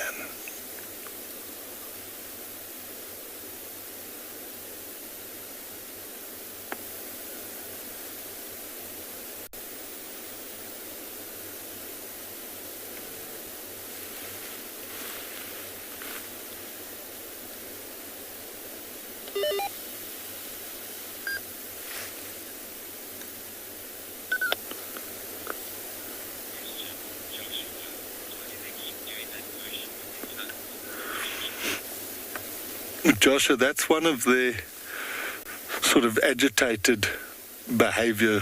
So you can see the tail flicking as well, and their tongue coming out. It's just showing that they're at a high level of agitation. The reason behind why that happens, I'm not 100% sure. But let's just know if you see an impala constantly sticking its tongue out at you, that it's not so happy. And you see, they are aware. Sometimes you'll see when males do this. I don't know if you saw I can't remember if it happened just before we went live, but they'll actually do an alarm call snort in between bouts of wrestling. And there's a theory behind it, is that because when they're fighting, they're definitely not on the lookout for predators. So if they sporadically throw out an alarm call, if there is something close by, it might think that they've seen it. I don't know if that theory is accurate, but it is certainly a good one.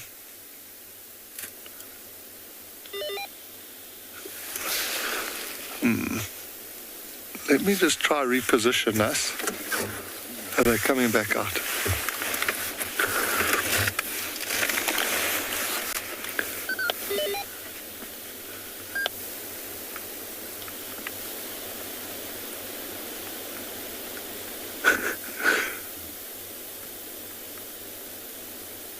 I think I'm half out.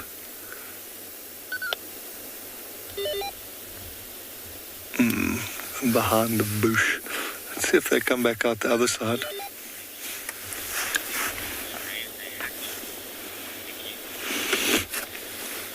Nikki, no, I'm assuming you're imagining like when a dog gets aggressive or irritated, they raise that strip up on the back of their hair. The impalas don't do that.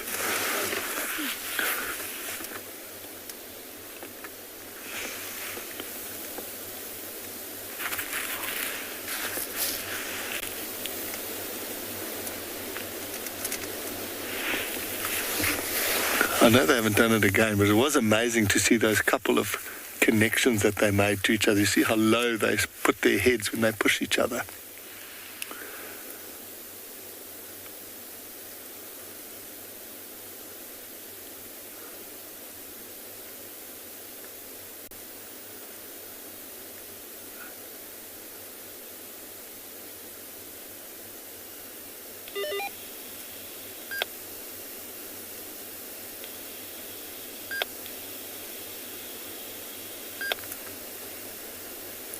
Ooh, let me quickly reverse down the road a little bit. Do you want me to go forwards rather?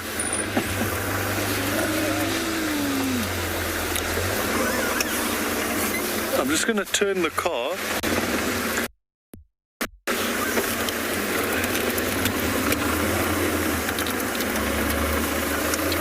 It's always nice. It's an interesting behavior to see, and these impala are giving us quite a good show.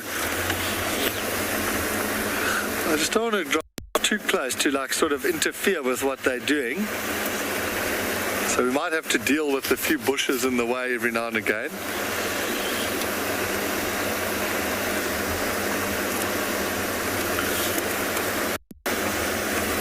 I wonder if I should go in here.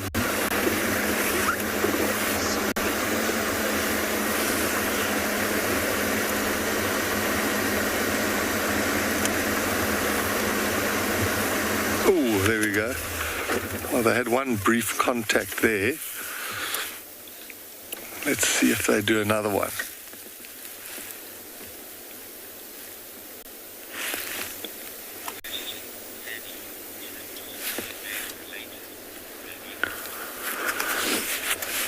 Fanny, I don't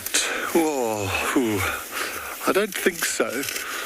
Because if in a herd of impala, when the ewes all have their lambs, there would have been multiple males that would have bred in the season. So I suppose there's a small chance that they could be, but I think unlikely. Excuse me.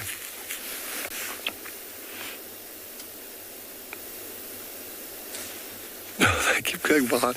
I'm going to go forward a little bit more.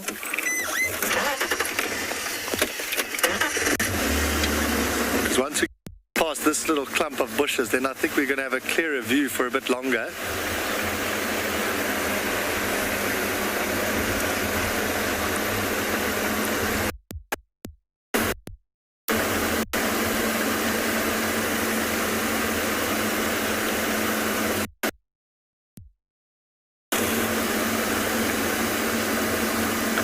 It's amazing that we are able to sort of view this. They're just carrying on their natural behavior here.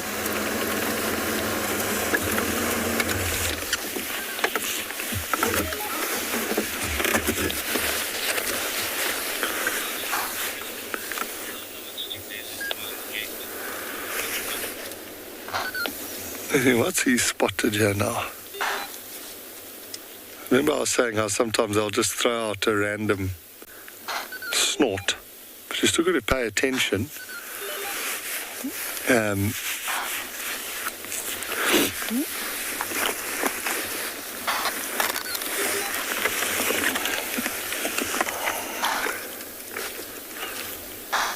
I'm just having a look around to see, because you never know, sometimes it's a call, and then other times it'll be, there could actually be something there.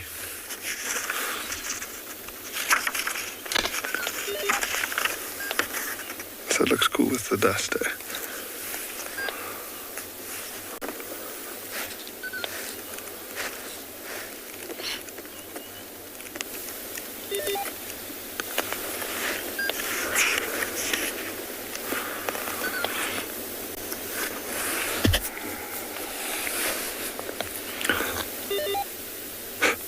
amorphous, not so.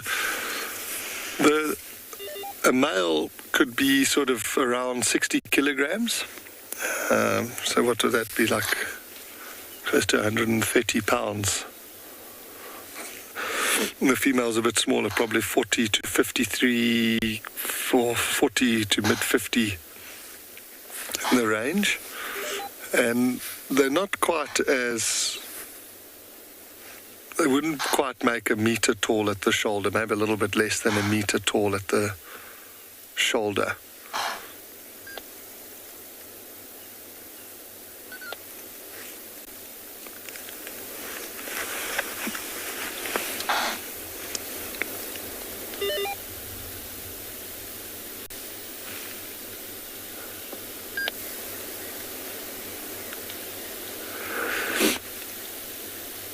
It could also be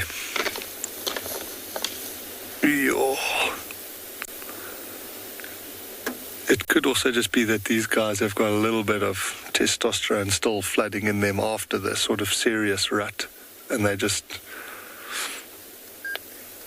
working it out on each other.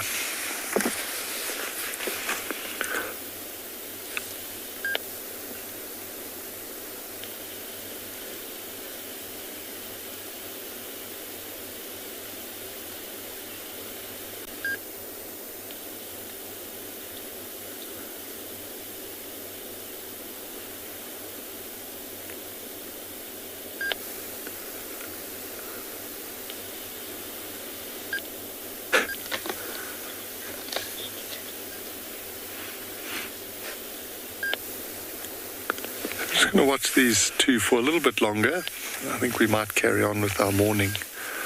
Let's see what happens.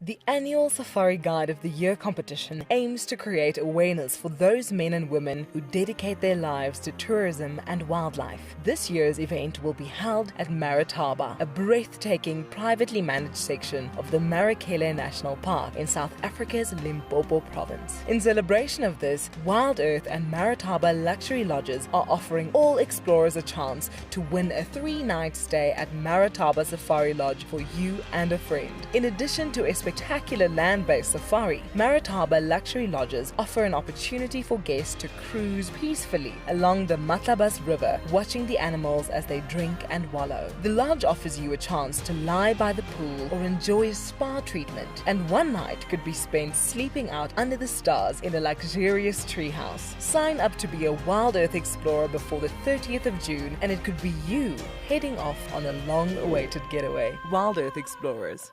It's in your nature. For many years, WildEarth has taken viewers from around the world to the Mara Triangle, a place of majestic beauty and abundant wildlife. But it wasn't always like this.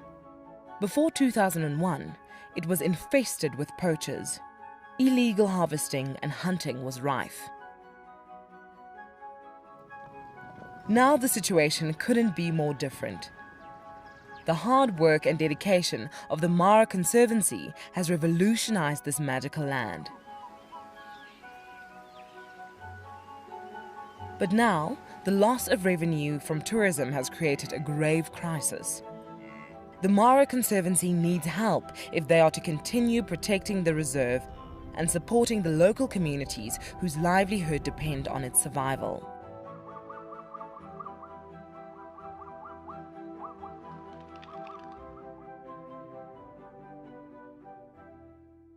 It's a huge privilege to be in these incredible places with these amazing animals.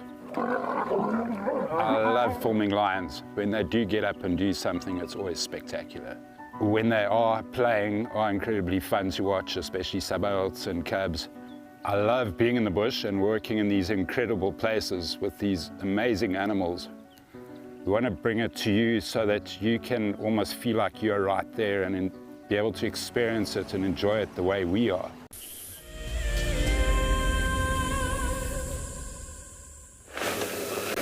I'm just directing Davy to a lilac-breasted roller. It's nice to see the green, actually. We don't normally see that green because it's on the crown of the head. But I do have to tell you about my morning. So Davi and I managed to find a secret shortcut to Galagopan to get out of the leapfrog. And we positioned ourselves just perfectly. And all of the Talamatis just walked by one by one. One.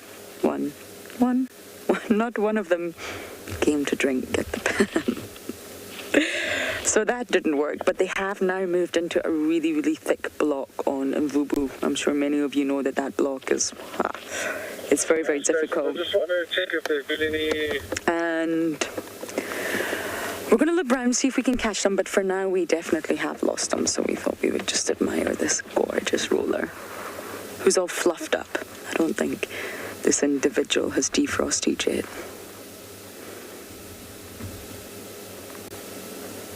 In the European rollers that did grace us with their presence this year, which was so wonderful, have all but disappeared.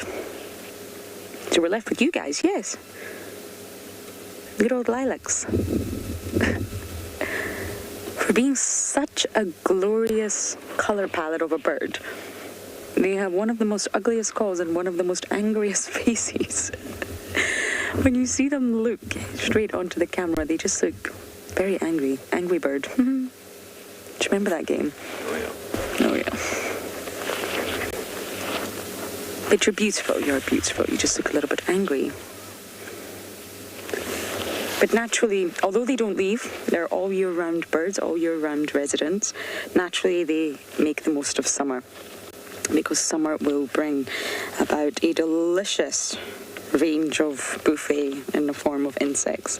And that's when they really will sort of get stronger, stock up, and of course that's when they start to do all their rolling and their calling and their magnificent aerial acrobatics. But come winter, it's tough for them. Yes, there are still some insects around, but really not as many. So then, of course, they have to adapt. As with all organisms, they have to adapt. So then it becomes lizards, small snakes, if they can find any in winter, small rodents. Can you believe that a lilac-breasted roller would eat a small rodent? You can't imagine it. I've never seen it, but apparently they do.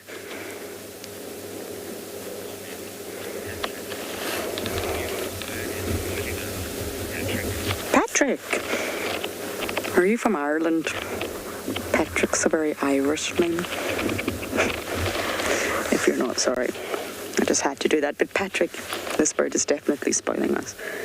Especially when you can see all the colours glinting in the sun like that.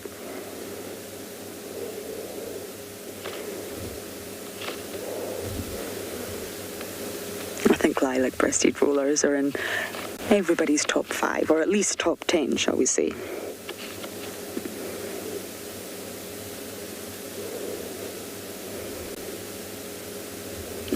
You will see them do their aerial acrobatics all year round, but of course these displays peak in the breeding season. Because the males are normally trying to show off to the females as usual.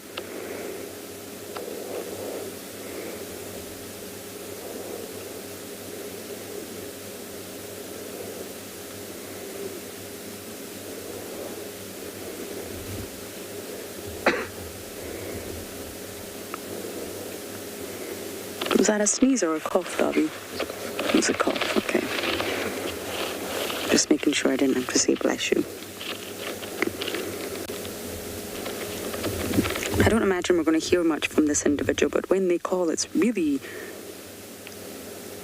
a very surprising call. It's really, really not attractive. I'm always shocked when I hear the vocalizations come from this bird.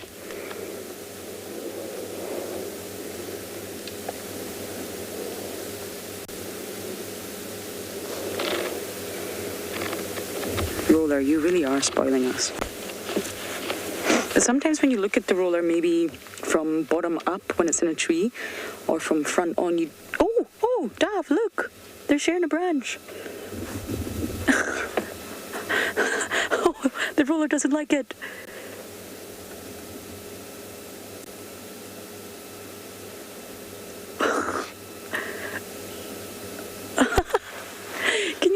that red-billed hornbill. Oh, the roller's like, nope, I'm not sharing this branch. That was not okay. Wow, didn't expect that to happen there. Red-billed hornbill. What are you thinking?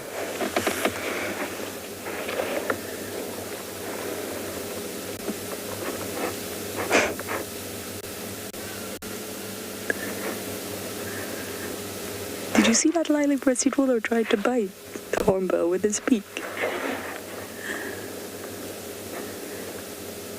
And of course, the hornbills are also all year-round residents. They don't migrate or immigrate. They're always here. We always see them. The yellow-billed as well. But exactly the same, they need to adapt. It's not as easy to find food in winter.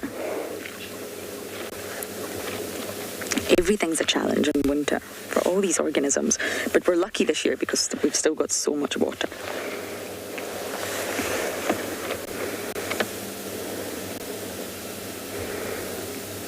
That was such a cool little moment.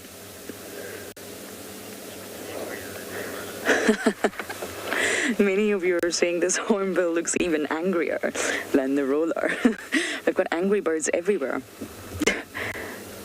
I do see what you mean. It's the eyes and the coloration of the sort of feathers around the face. Maybe they're both angry. I woke up on the wrong side of the nest. They're not morning birds. Oh, we're eating something. I wish we could see. I'm guessing ants.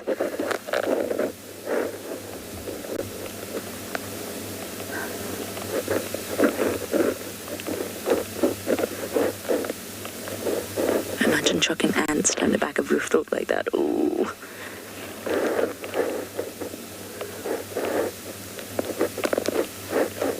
He's found breakfast. He's not going to be so angry anymore.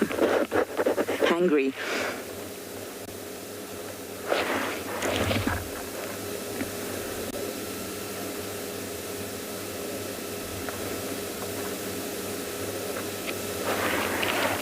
It has to be ants, I think. I can see one in the foreground.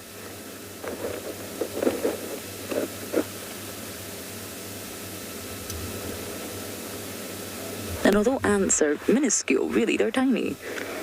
Smaller than termites, they're tiny. The amount this hornbill is eating will actually pack quite a protein punch. Crunchy, yes, but insects are packed with proteins.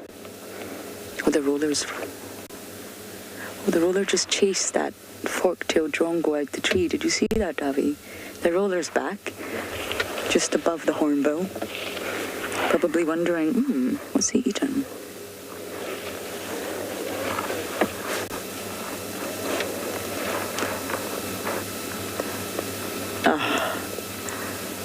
Look at that angry face. He's watching the hornbill.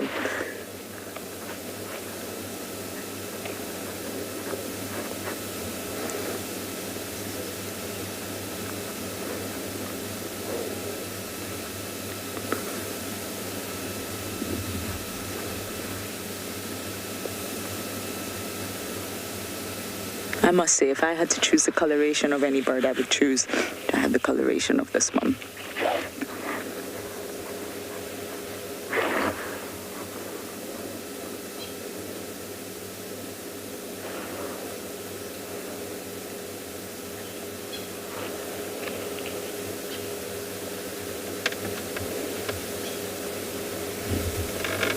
We do get the purple rollers here too, but they're really not as magnificent. They're really not as spectacular. They do have a delicious color palette, but they're not as striking as the lilac-breasted rollers. Also quite difficult to get on camera, the purples.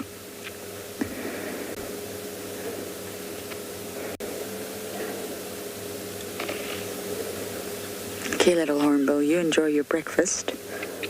We're going to try and see if we can spot these lions popping out on the northern boundary.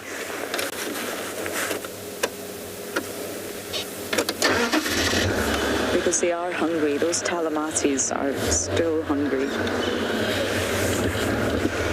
Okay, we're going to bumble around, see if we can spot any signs of our lions. I'm going to send you across to Jonty, who's on the move.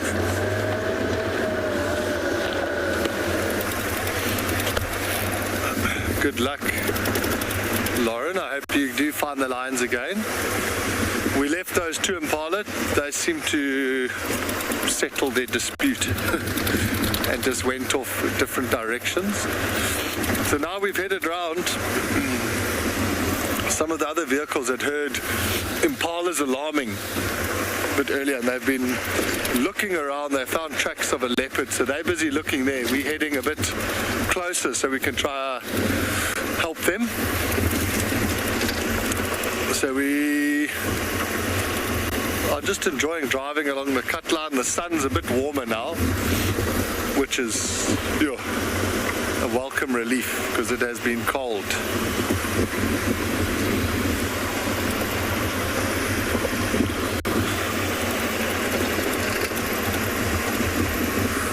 That area where the other vehicles are looking, that's the area where the Tavangumi male has been hanging out. So if it is him, it would be great to catch up to him again.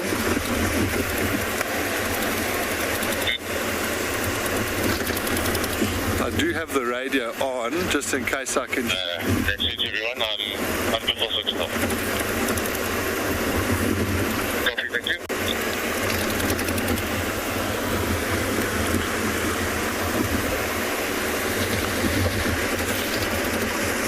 Such an amazing tool, these radios. I went on safari in India to try see tigers, and none of the vehicles had radios.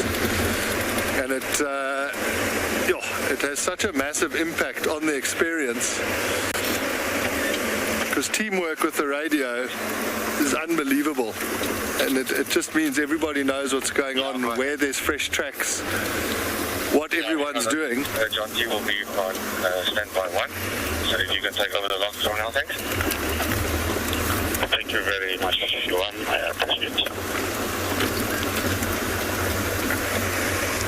I copied that, thank you. So it sounds like they've actually found the leopard. They haven't given an ID yet, but there are a number of vehicles there, so we are on standby, which is perfect. We'll just carry on making our way slowly towards that area. So that's exactly what I was saying, when you use these radios well and with good communication and teamwork, you can kind of get a lot more done. I felt like when we were in India, we missed out on a lot of critical information that would have helped us find the tiger.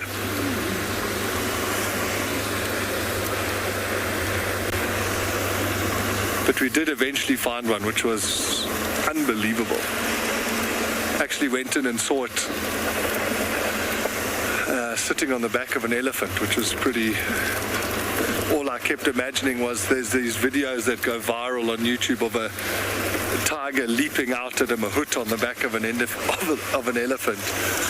And now here I am, sitting there, just panicking that the tiger was going to jump up at us, but it didn't, fortunately. It just lay there. But it's something, I don't know if they do it anymore, because there was a lot of studies saying, it's not natural for an elephant to just walk up and stand next to a tiger. So that's kind of, they wanted to get away from doing that sort of thing. Morning.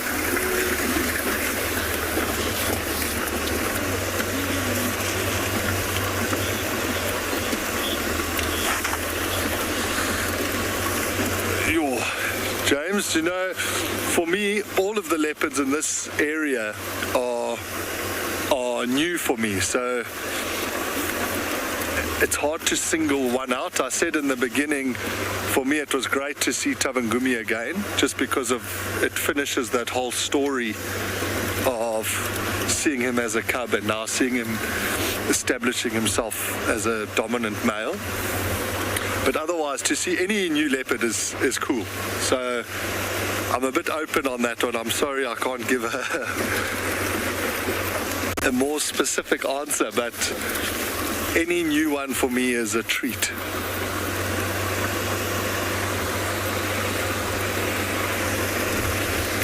Because I'm slightly leopard mad.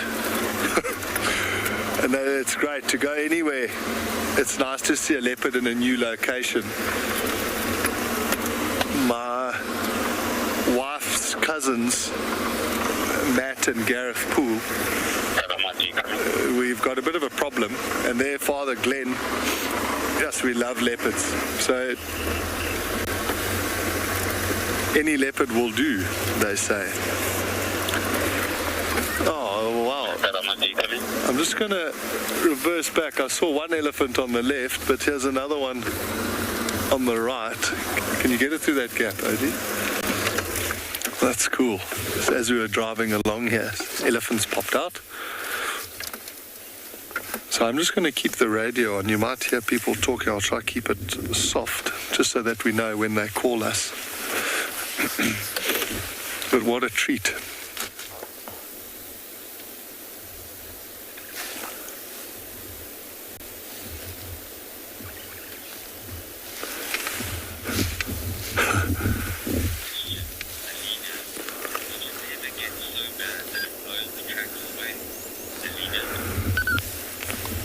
Alina, it is possible. I'm leaving the side here on the English. Sorry. It might not blow the track completely away, but it will certainly make a fresh track look very old. It would have to be really, really strong wind to sort of, blow a whole section of sand over it, especially in this area, because there's a lot of vegetation either side of the roads. But if it was maybe in a big open section of sand, of really fine sand, then I think it could blow it over. If you imagine, like in Tswalu, in the Kalahari, that's very soft desert sand. I don't think tracks in that soft sand would last too long. They'd kind of get blown over very quickly. But here in the Lowveld, especially in winter, tracks hold for a very, very long time. And when I say hold, what I mean is you could see a track that's maybe two days old and it will still look fairly good.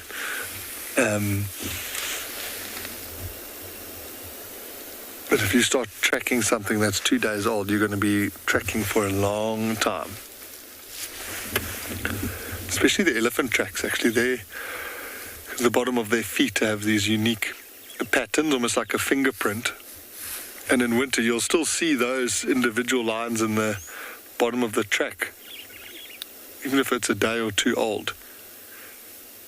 But you might have heard guys say, when you see a track that's shining, that's when you know it's good. Then you follow it when it's got that shine on it. Then it's a clean track. Yeah, go ahead. Were you looking for the multi-lock? Yeah, FM. I'd like to know where exactly they lock. Yeah, they were mobile.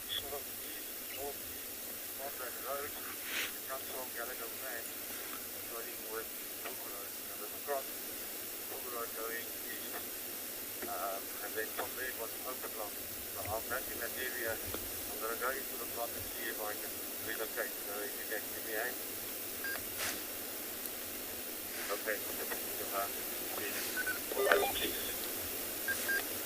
We've got this one in picture, but we can keep hearing branches breaking all around. So I think it is that there must be a lot more elephants.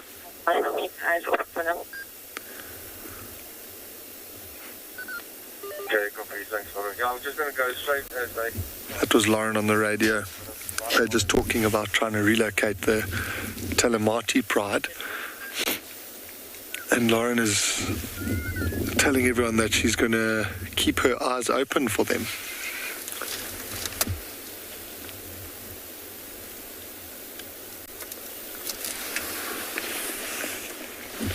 I think let's leave this elephant while it's walking. And let's carry on making our way towards where this leopard is. But what a cool surprise, eh? You never know what's going to be around the next corner.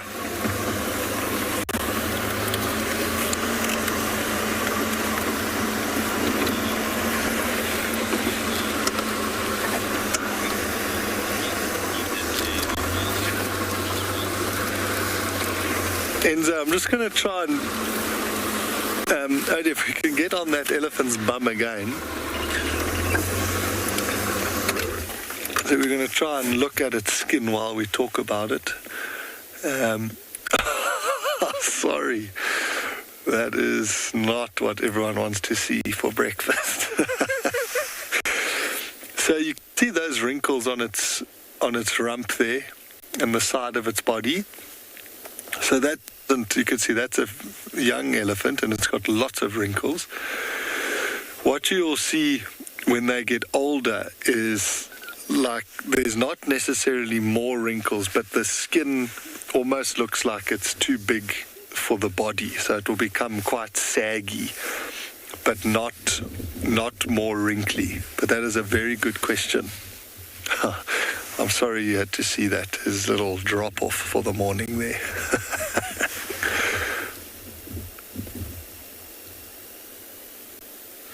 But they do have quite wrinkly skin. We're going to leave this wrinkly elephant here and you're going to head over to JP at Pridelands.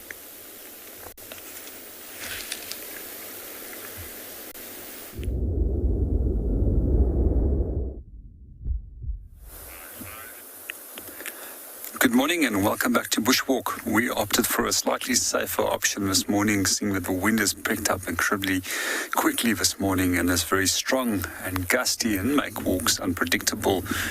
And our little hinge of sitting on a rocky outcrop has paid off, and our first animal is making its way onto the waterhole. Got a young elephant bull that's busy making its way in to come and have a drink. Let's see what he's getting up to. He's most likely hearing us at the moment. You can see he's just stopped. However, it's unlikely that he's smelling us because the wind is in our favour at the moment.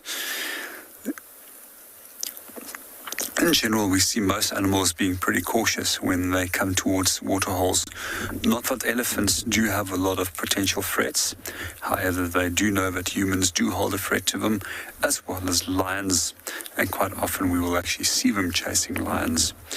So often I get asked on how on earth can they be afraid of lions, and they are cautious of them because they do hunt them. And we see this is particularly a behavior that takes place in dry months, in the winter months, in Botswana specifically, where there is no other food availability. And most of the animals have moved out of those areas. The elephants will remain in those areas, and the lions don't have much of a choice other than hunting an incredibly dangerous animal such as the elephant. And the strategy that they generally use is to actually isolate an individual that they target with weaknesses, and they will then constantly harass that poor animal, and sometimes to a point that it goes on for up to 22 hours that they will put their focus on that animal. And eventually the combination of exhaustion is what will make it easy to overcome an incredibly dangerous animal such as an elephant.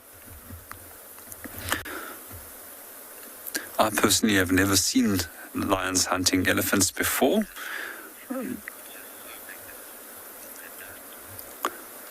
Good morning, Linda, and welcome to the show. And you're 100% right. They are incredible animals, and they're always doing something, and they are also incredibly smart, and that's one of the things that I like about them. I also love the way that they always find ways around little challenges, and quite often, sometimes we see that a challenge might be a man-made challenge, for example, the electric fence.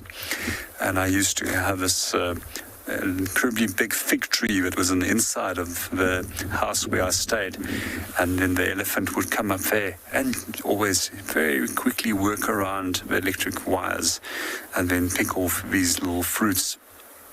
Our elephant is now moving off. We're going to link you back to Lauren and see what she has on offer.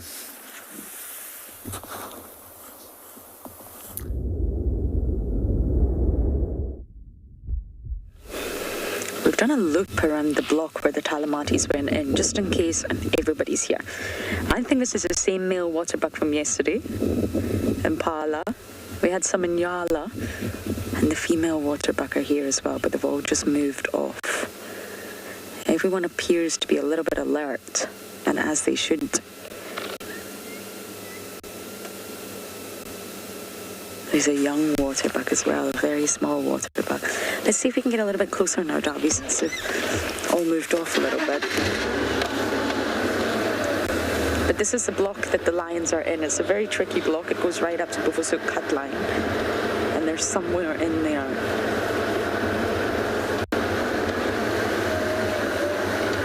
Hence why all the prey species are having a bit of a party at this end.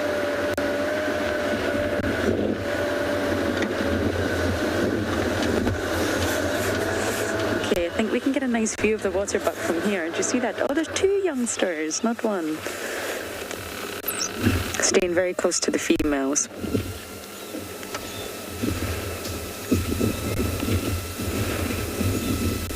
What's wrong, Ngala?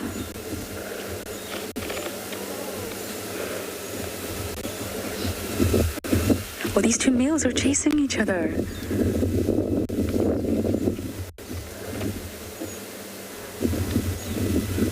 Two bulls.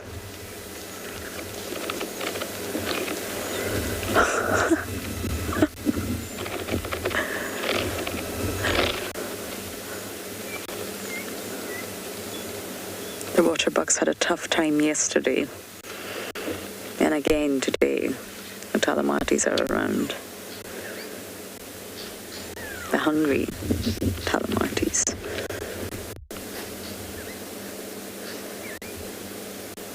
We're back at Gowrie Dam. We've just done one big giant loop today.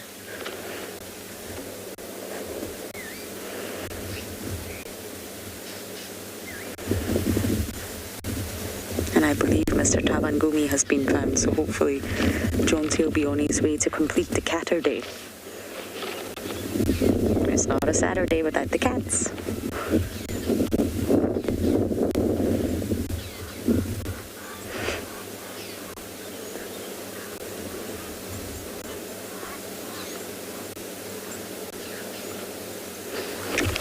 There's tiny little wax spills there.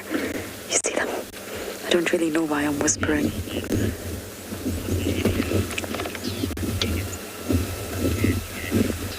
Look at them on the ground. Little blue wax spills. Adorable. Handy Andy. I hope you're very handy to have around. The handyman.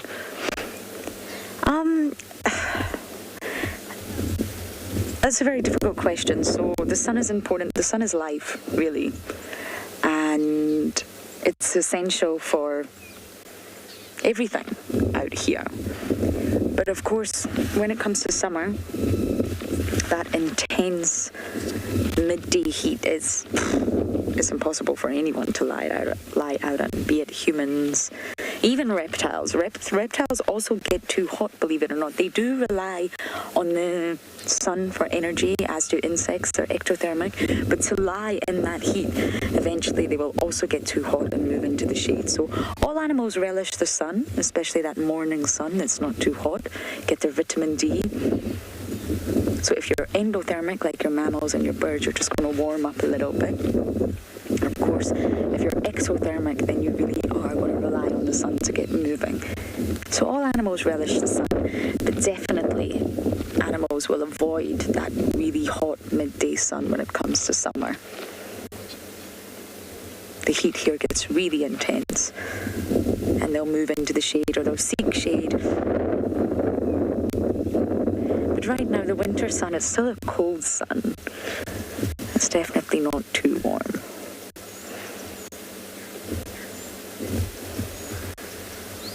But of course, those animals that will avoid the sun completely are those that are entirely nocturnal.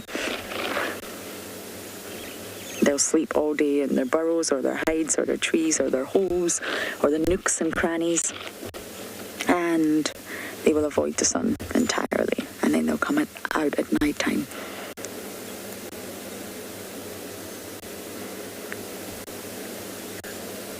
The sun brings about life here. Photosynthesis requires the sunlight.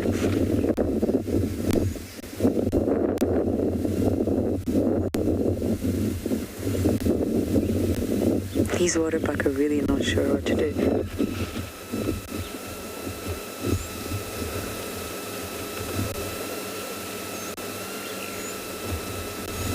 Yesterday was such an interesting interaction watching the waterbuck just stand their ground with the lions. Yes, the lions were full, but the sub-Adams were interested. And the waterbuck were just standing their ground. Their alarm call sounds very like an Impala. It's very similar. It's a snort, rather than the sort of barky sound from the kudu.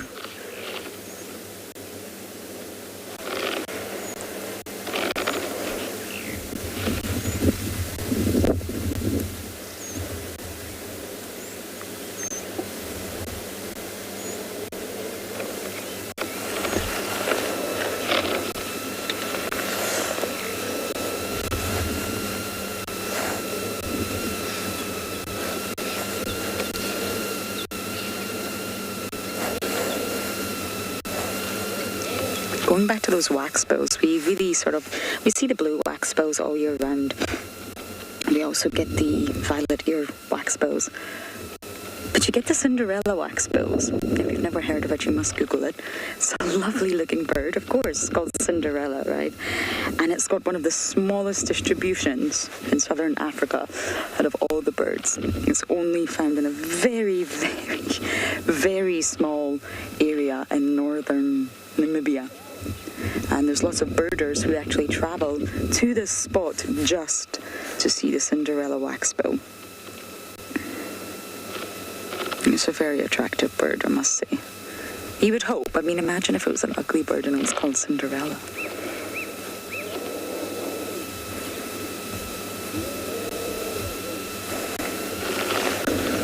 Okay, I think let's bumble around a little bit, see if we can get any better views of the dam and what's going on around that side.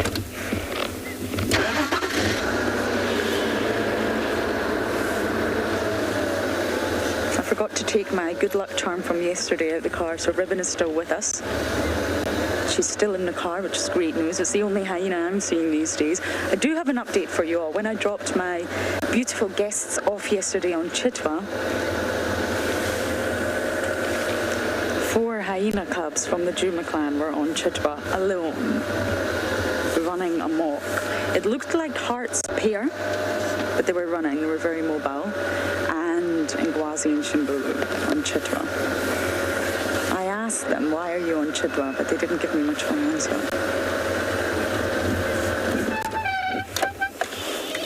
Okay, look at this.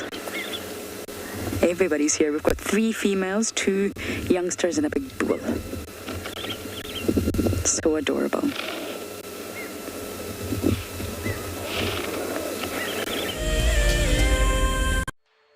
Fascinating and charismatic, these scaly-skinned mammals are one of the world's most elusive creatures. Here are some unique facts about pangolins. Pangolins have long, sticky tongues that can grow up to 1/3 of their body length. This is to help scoop up their prey. Pangolins walk on their knuckles so they can protect their claws. A baby pangolin is called a pango pup, and it rides on its mother's back for the first year of its life. A pangolin is the most heavily trafficked wild mammal in the world and is seriously threatened by extinction. Join 4 leading conservation specialists live on Saturday, June 5th as they discuss this unique animal and the threats it is faced with.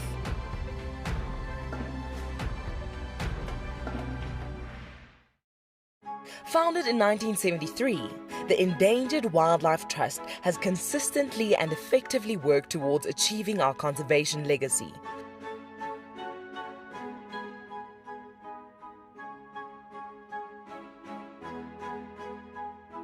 Contribute to this legacy by visiting EWT's Get Wild eShop and purchase products with a purpose.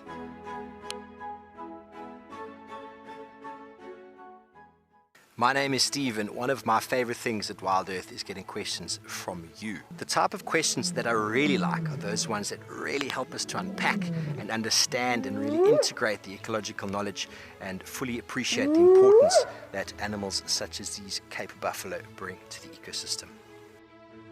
If you want to ask a question on WildEarth, you're going to have to register on the website. But once registered, just head on over to the live safari page and enter your question under the live feed. We have a baby pangolin, a baby pangolin. This is off the charts.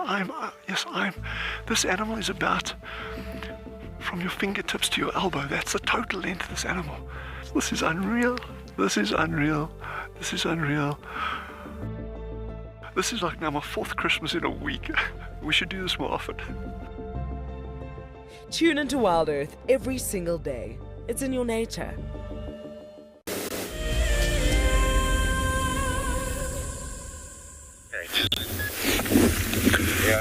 So we have managed to catch up with the Tabangumi male. He had his head up, he's just put it down, but he's looking pretty well fed. Oh my word, there's actually some Impala not far away. They've just arrived in front of the car by about 40 meters. You might hear me talking on the radio because the leopard is lying in a particularly tough spot. Station approaching Tabangumi.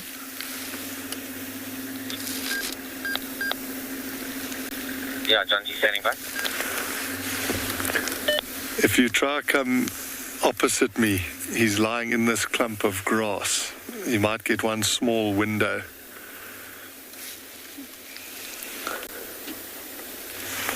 Copy that. Just so you're aware, he hasn't seen them, but there is a small group of Impala just west of him.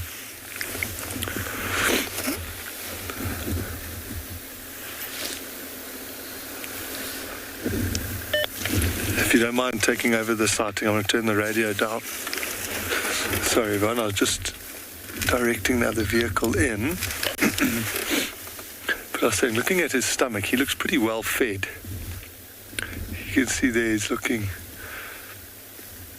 I wonder what's inside there.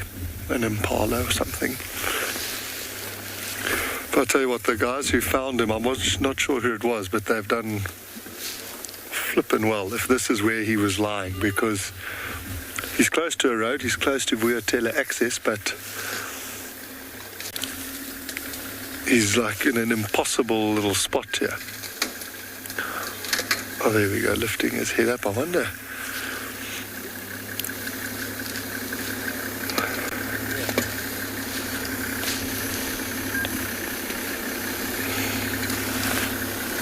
He's right here. So if you try go like that,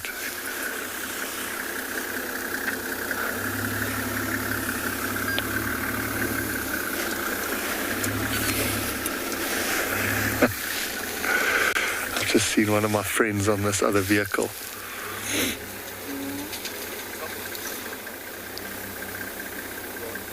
Oh, look at his face.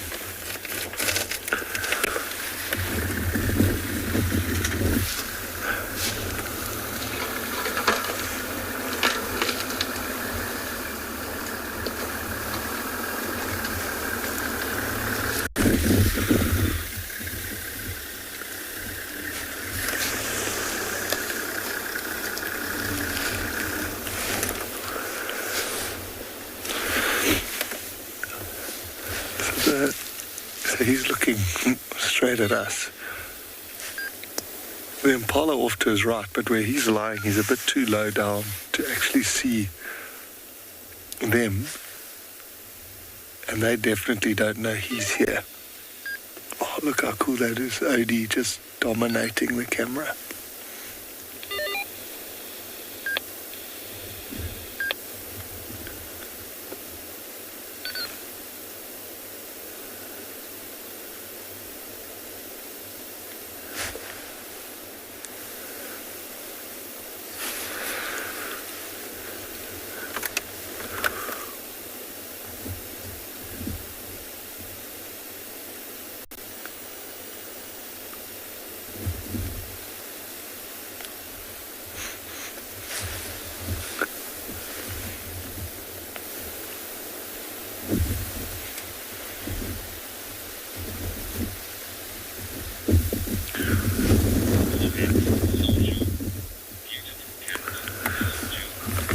Yeah, 100% right. This is a beautiful cat.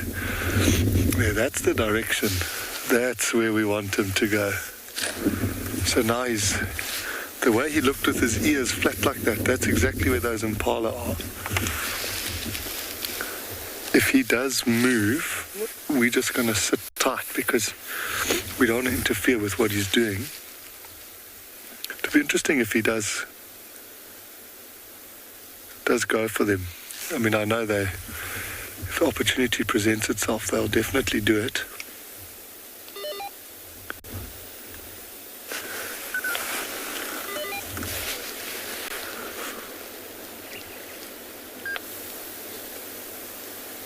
Oh, look at that.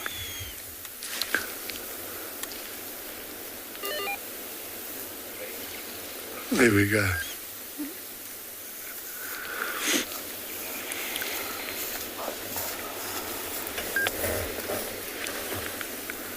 He's just having a look at our high lift jack, I think.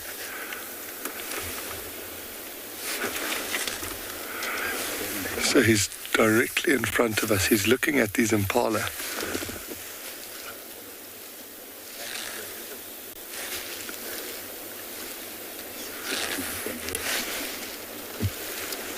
Did you see the impala? Did you see the impala? He's busy stalking them. They're about 40 meters off. I was just telling the other vehicle, we're in a pretty good spot here. I don't really want to move to disturb him too much. Can you see the impala through the gap over my head, Odie?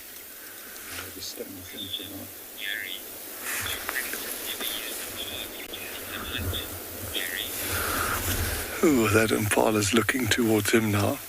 They do, Gary, at some places they do learn that the vehicle kind of blocks sound, but we don't want that to happen. That's kind of a negative impact, but that does happen. I've seen it at some places. So that's the impala that he's looking towards. He's busy stalking. I can't see him now, but this is where we must just sit and wait. Because he'll try and get as close as possible. If he can get under 10 meters, I mean, 5 would be perfect. This is where we'll see how sharp these impala are.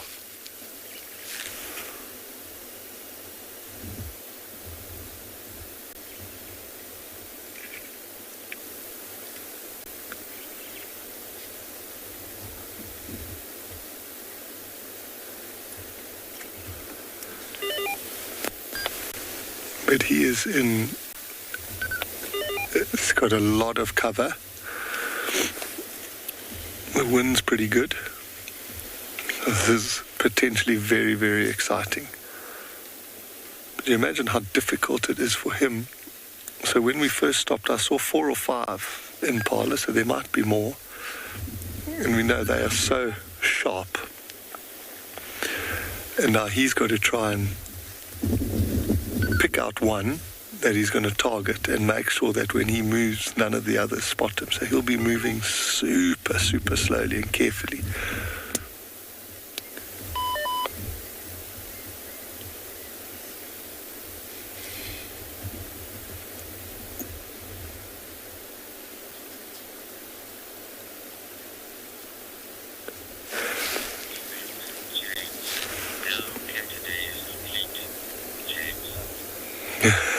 Yeah, exactly.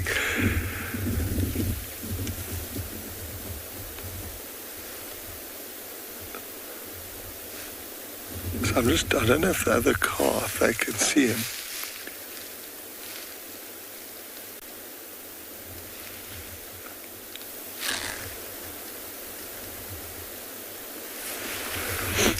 But there's a big clump here of grass and combretum that he's gone into, and there's a bit of shade.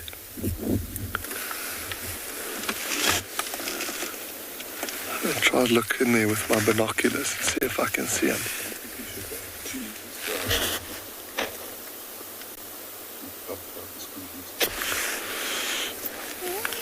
I could try. I'm just gonna.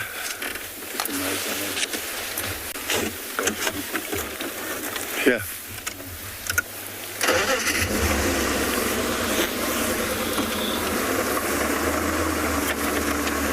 Let's just reposition a little bit here.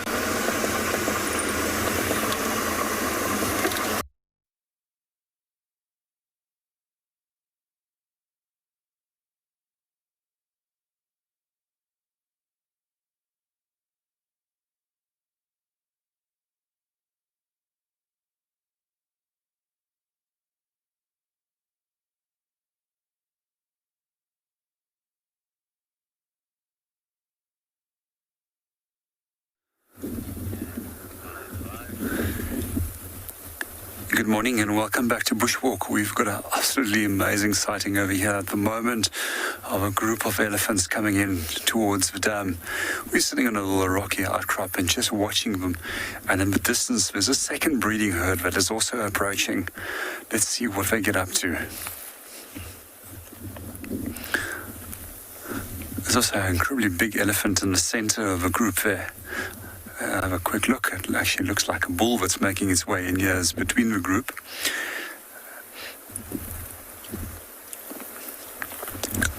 So quite often the bulls do associate with these breeding herds to come and check if there's females that are in a reproductive condition. So with the last few weeks, there's less and less water available in the field. But there's a large amount of water that's still remaining with the larger pools. And this is where most of the animals are coming to drink now. These pools are also quite often used by a number of predators that will come and look for prey species.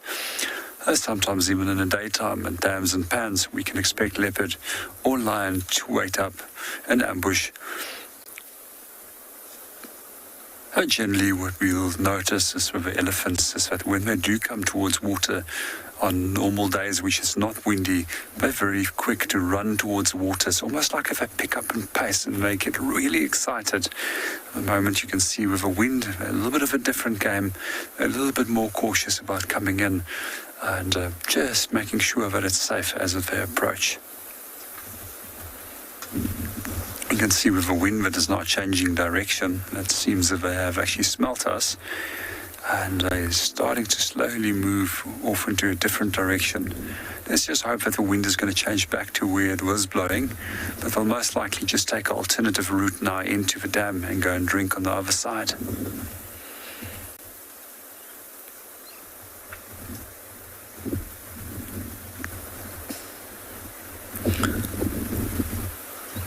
I don't think I have seen this bull here before, and he's an incredibly big guy. So there's a number of very big bulls that has been in the area recently.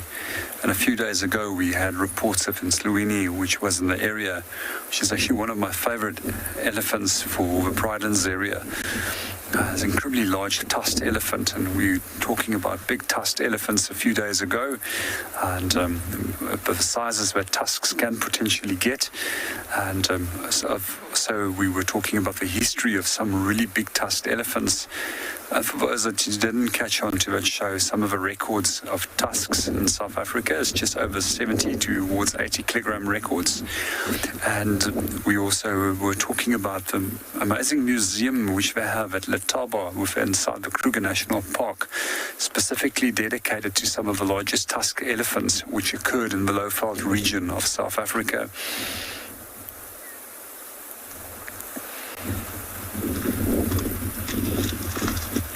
I find it amazing that if something is in your way, you just simply step on it and you push it over. This elephant just decided that the tree is in his way. Instead of going around it, just put your foot on it and move on. They're changing direction again, so they're just going to take a slightly different path towards the dam.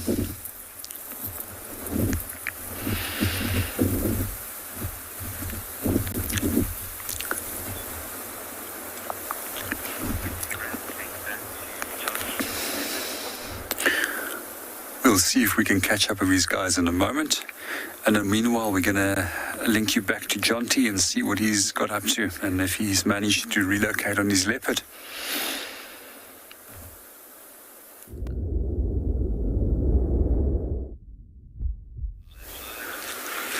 Okay, so we've just repositioned a little bit.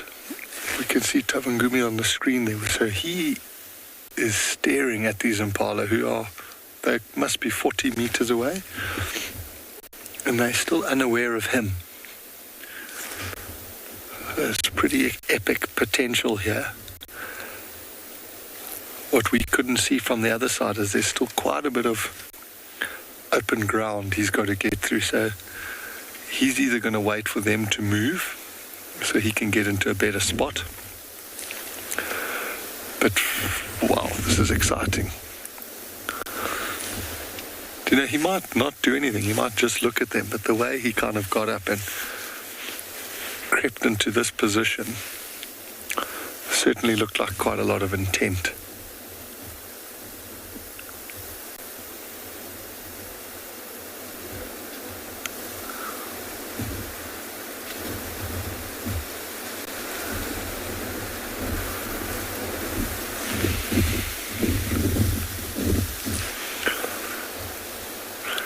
One of those situations where you've just got to settle in.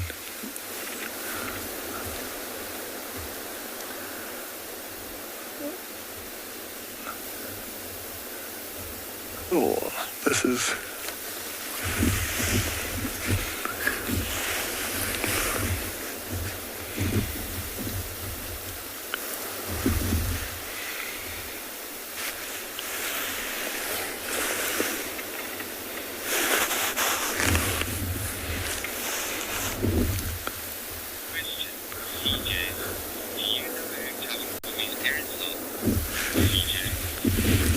Yes, so his father is a male leopard called Nyeleti, and his mom is Scotia female. Scotia's territory is on Singita, around the lodges basically, the Sand River behind Ebony and Boulder's Lodge, and Nyeleti's got quite a big chunk. A lot of his territory is on Singita, and a little bit further to the west, on Dulini and the western sector. Scotia is a very beautiful female. She's quite recognizable. She's got the tip of her tail's broken, so the last 15 centimeters or so of her tail, there's a big kink in it. And Nyeleti is a very handsome male leopard. So Tavangumi seems to have got both of some traits from both of them.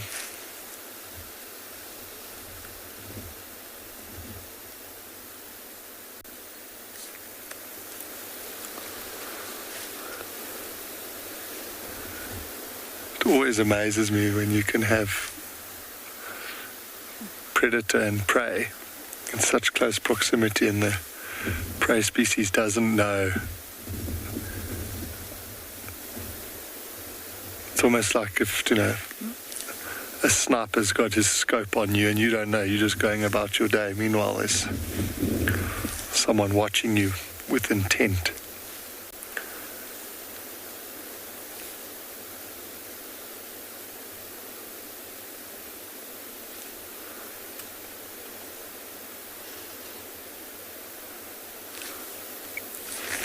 There was a question the other day about differences between leopard and cheetah. This sort of distance, a cheetah would quite happily launch its attack. But a leopard needs to get much closer than this.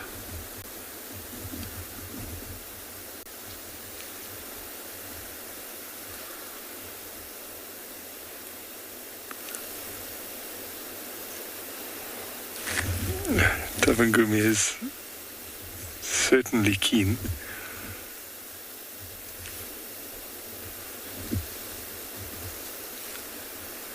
You'd imagine from the group of impala that he's looking at, there's two that are a bit younger. That would be a bit easier for him. But a male leopard's fully capable of killing a fully grown male impala.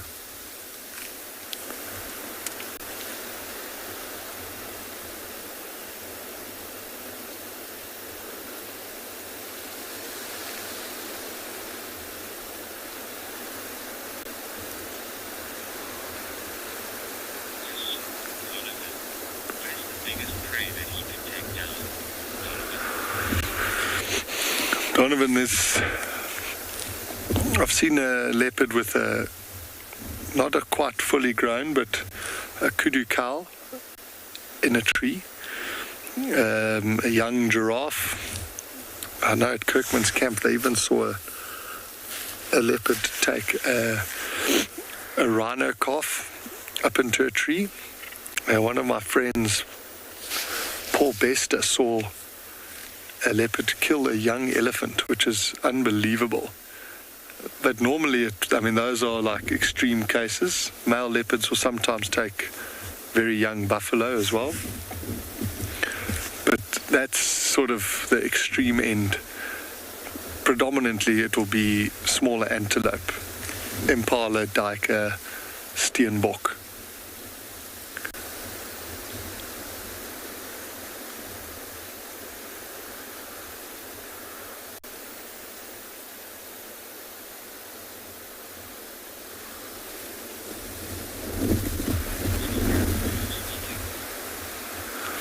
We're just going to sit here and see how this situation plays out.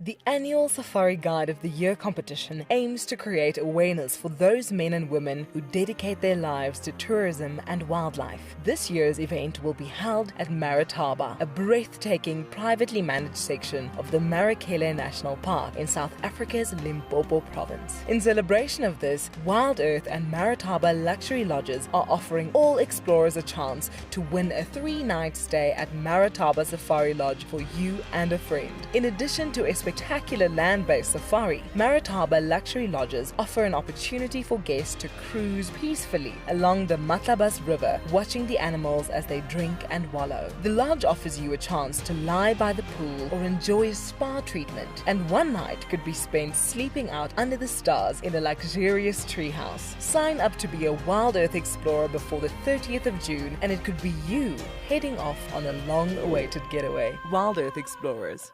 It's in your nature. Educating our youth about the environmental threats we face is critical. Our future depends on it. The Wildlife and Environment Society of South Africa, WESA, is actively leading the charge. Their goal is to encourage children to fall in love with our natural world and to empower them to live sustainably in the future.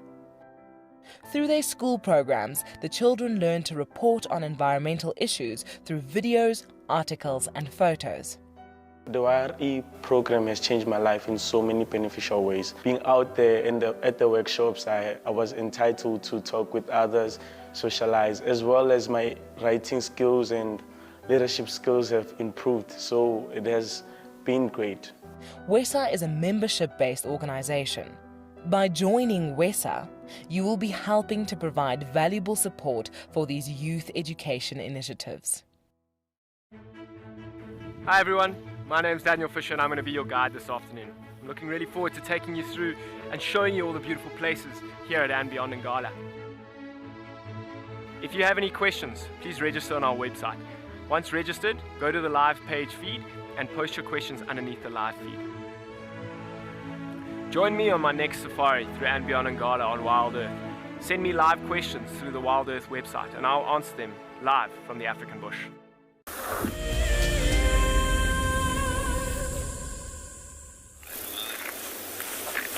So, we haven't missed anything yet. Tabangumi was having a bit of a look around. I don't know, you often wonder, you can see how they analyze the use of cover. So he obviously knows he's in a great spot now. In that shade, he's got a bit of a bush in front of him. I mean, the impalas were looking directly towards him but couldn't make him out. So he'd be reluctant to leave that spot. So he's either just going to sit and wait, see if the impala move into a more favorable spot. And sometimes what I've seen the leopards do is, just like he was doing, looking around and then sort of repositioning themselves.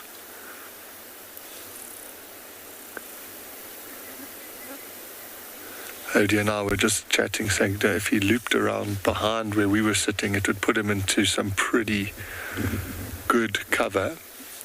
But the wind, yeah, all of this here, behind that impala, he'd be able to come through that. But the wind would be wrong.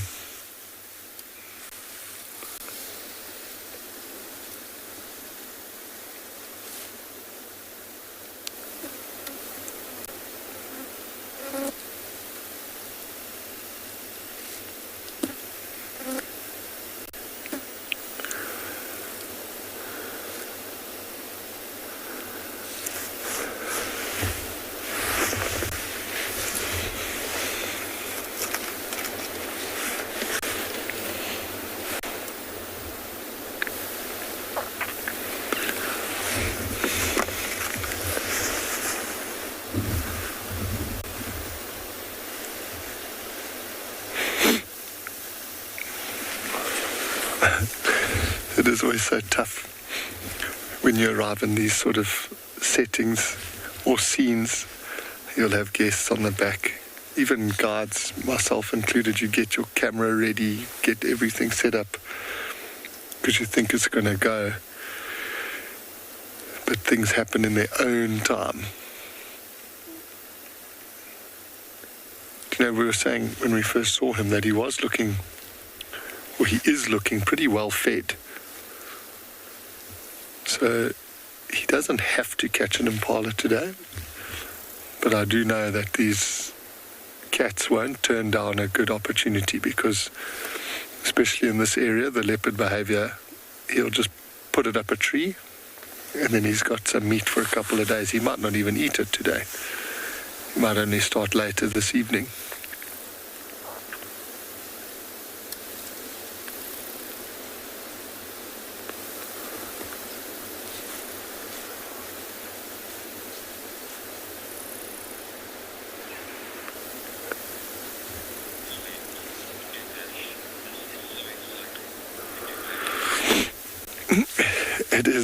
It's so epic, and this is again one of these moments, when I remember as a child watching wildlife documentaries and thinking, jeepers, look at this stuff. And now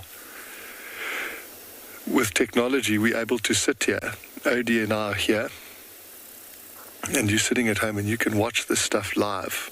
It is ridiculous. And this is when people will start picking sides.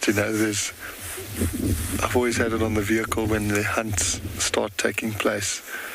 Some people are rooting for the predator and some people are rooting for the prey. So I wonder, everyone watching at home, whose team are you on? Are you on Team Tavangumi or Team Impala? What team are you, Odie? Odie's Team Tavangumi. I must agree, I'm also Tavangumi team. When we get back to camp, so tell him what I'm on Team me when we get back to camp. Odie's just saying if he's on Team Odie, because we just got a message to say that apparently the Talamati Pride is in our camp. So hopefully we're not on the menu when we go back to get breakfast. But please, everyone who's watching, send in some comments. Let us know which team you're on.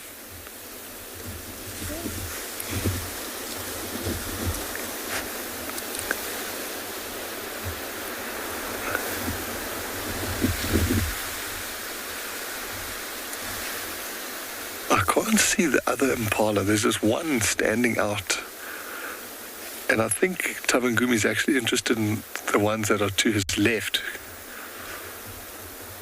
You see when he keeps cocking his head forward like that.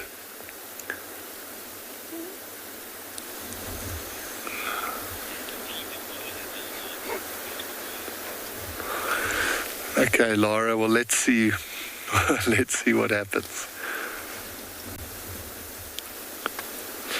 But these leopards are also very sneaky characters, so if he knows they're here, he could either just decide, no, it's a bit too much effort, I'm too full, or he'll just keep an eye on them and just be patient, because remember, he's got all day, and there's so many factors that he's got to get right in order to catch an impala. If you think how fortunate we are to go get food, today we didn't have to think about anything. You just walk into your fridge or the supermarket and pull out some food. Well, Shamson, welcome aboard. Team Predator. But yeah, like I was saying, we can just go pull food out of the fridge or from the supermarket without having to worry about anything. You can imagine how horrific life would be every time you open the fridge if someone started shouting at you, an alarm calling, and then ran away with the fridge. So he's certainly aware that he's got time, and he will display utmost patience. I've spent many, many hours in sort of tense situations like this, and something happens and both predator and prey walk away without anything happening. But what's so exciting is that it literally is on a knife's edge. It could go any way. It could change. Those young impala could chase each other and start playing and run this way. And we might see Tavangumi do a triple backflip axle takedown. I don't know if any of the viewers follow the Mala Mala page on Instagram, but there was a takedown the other day where a leopard did a back somersault.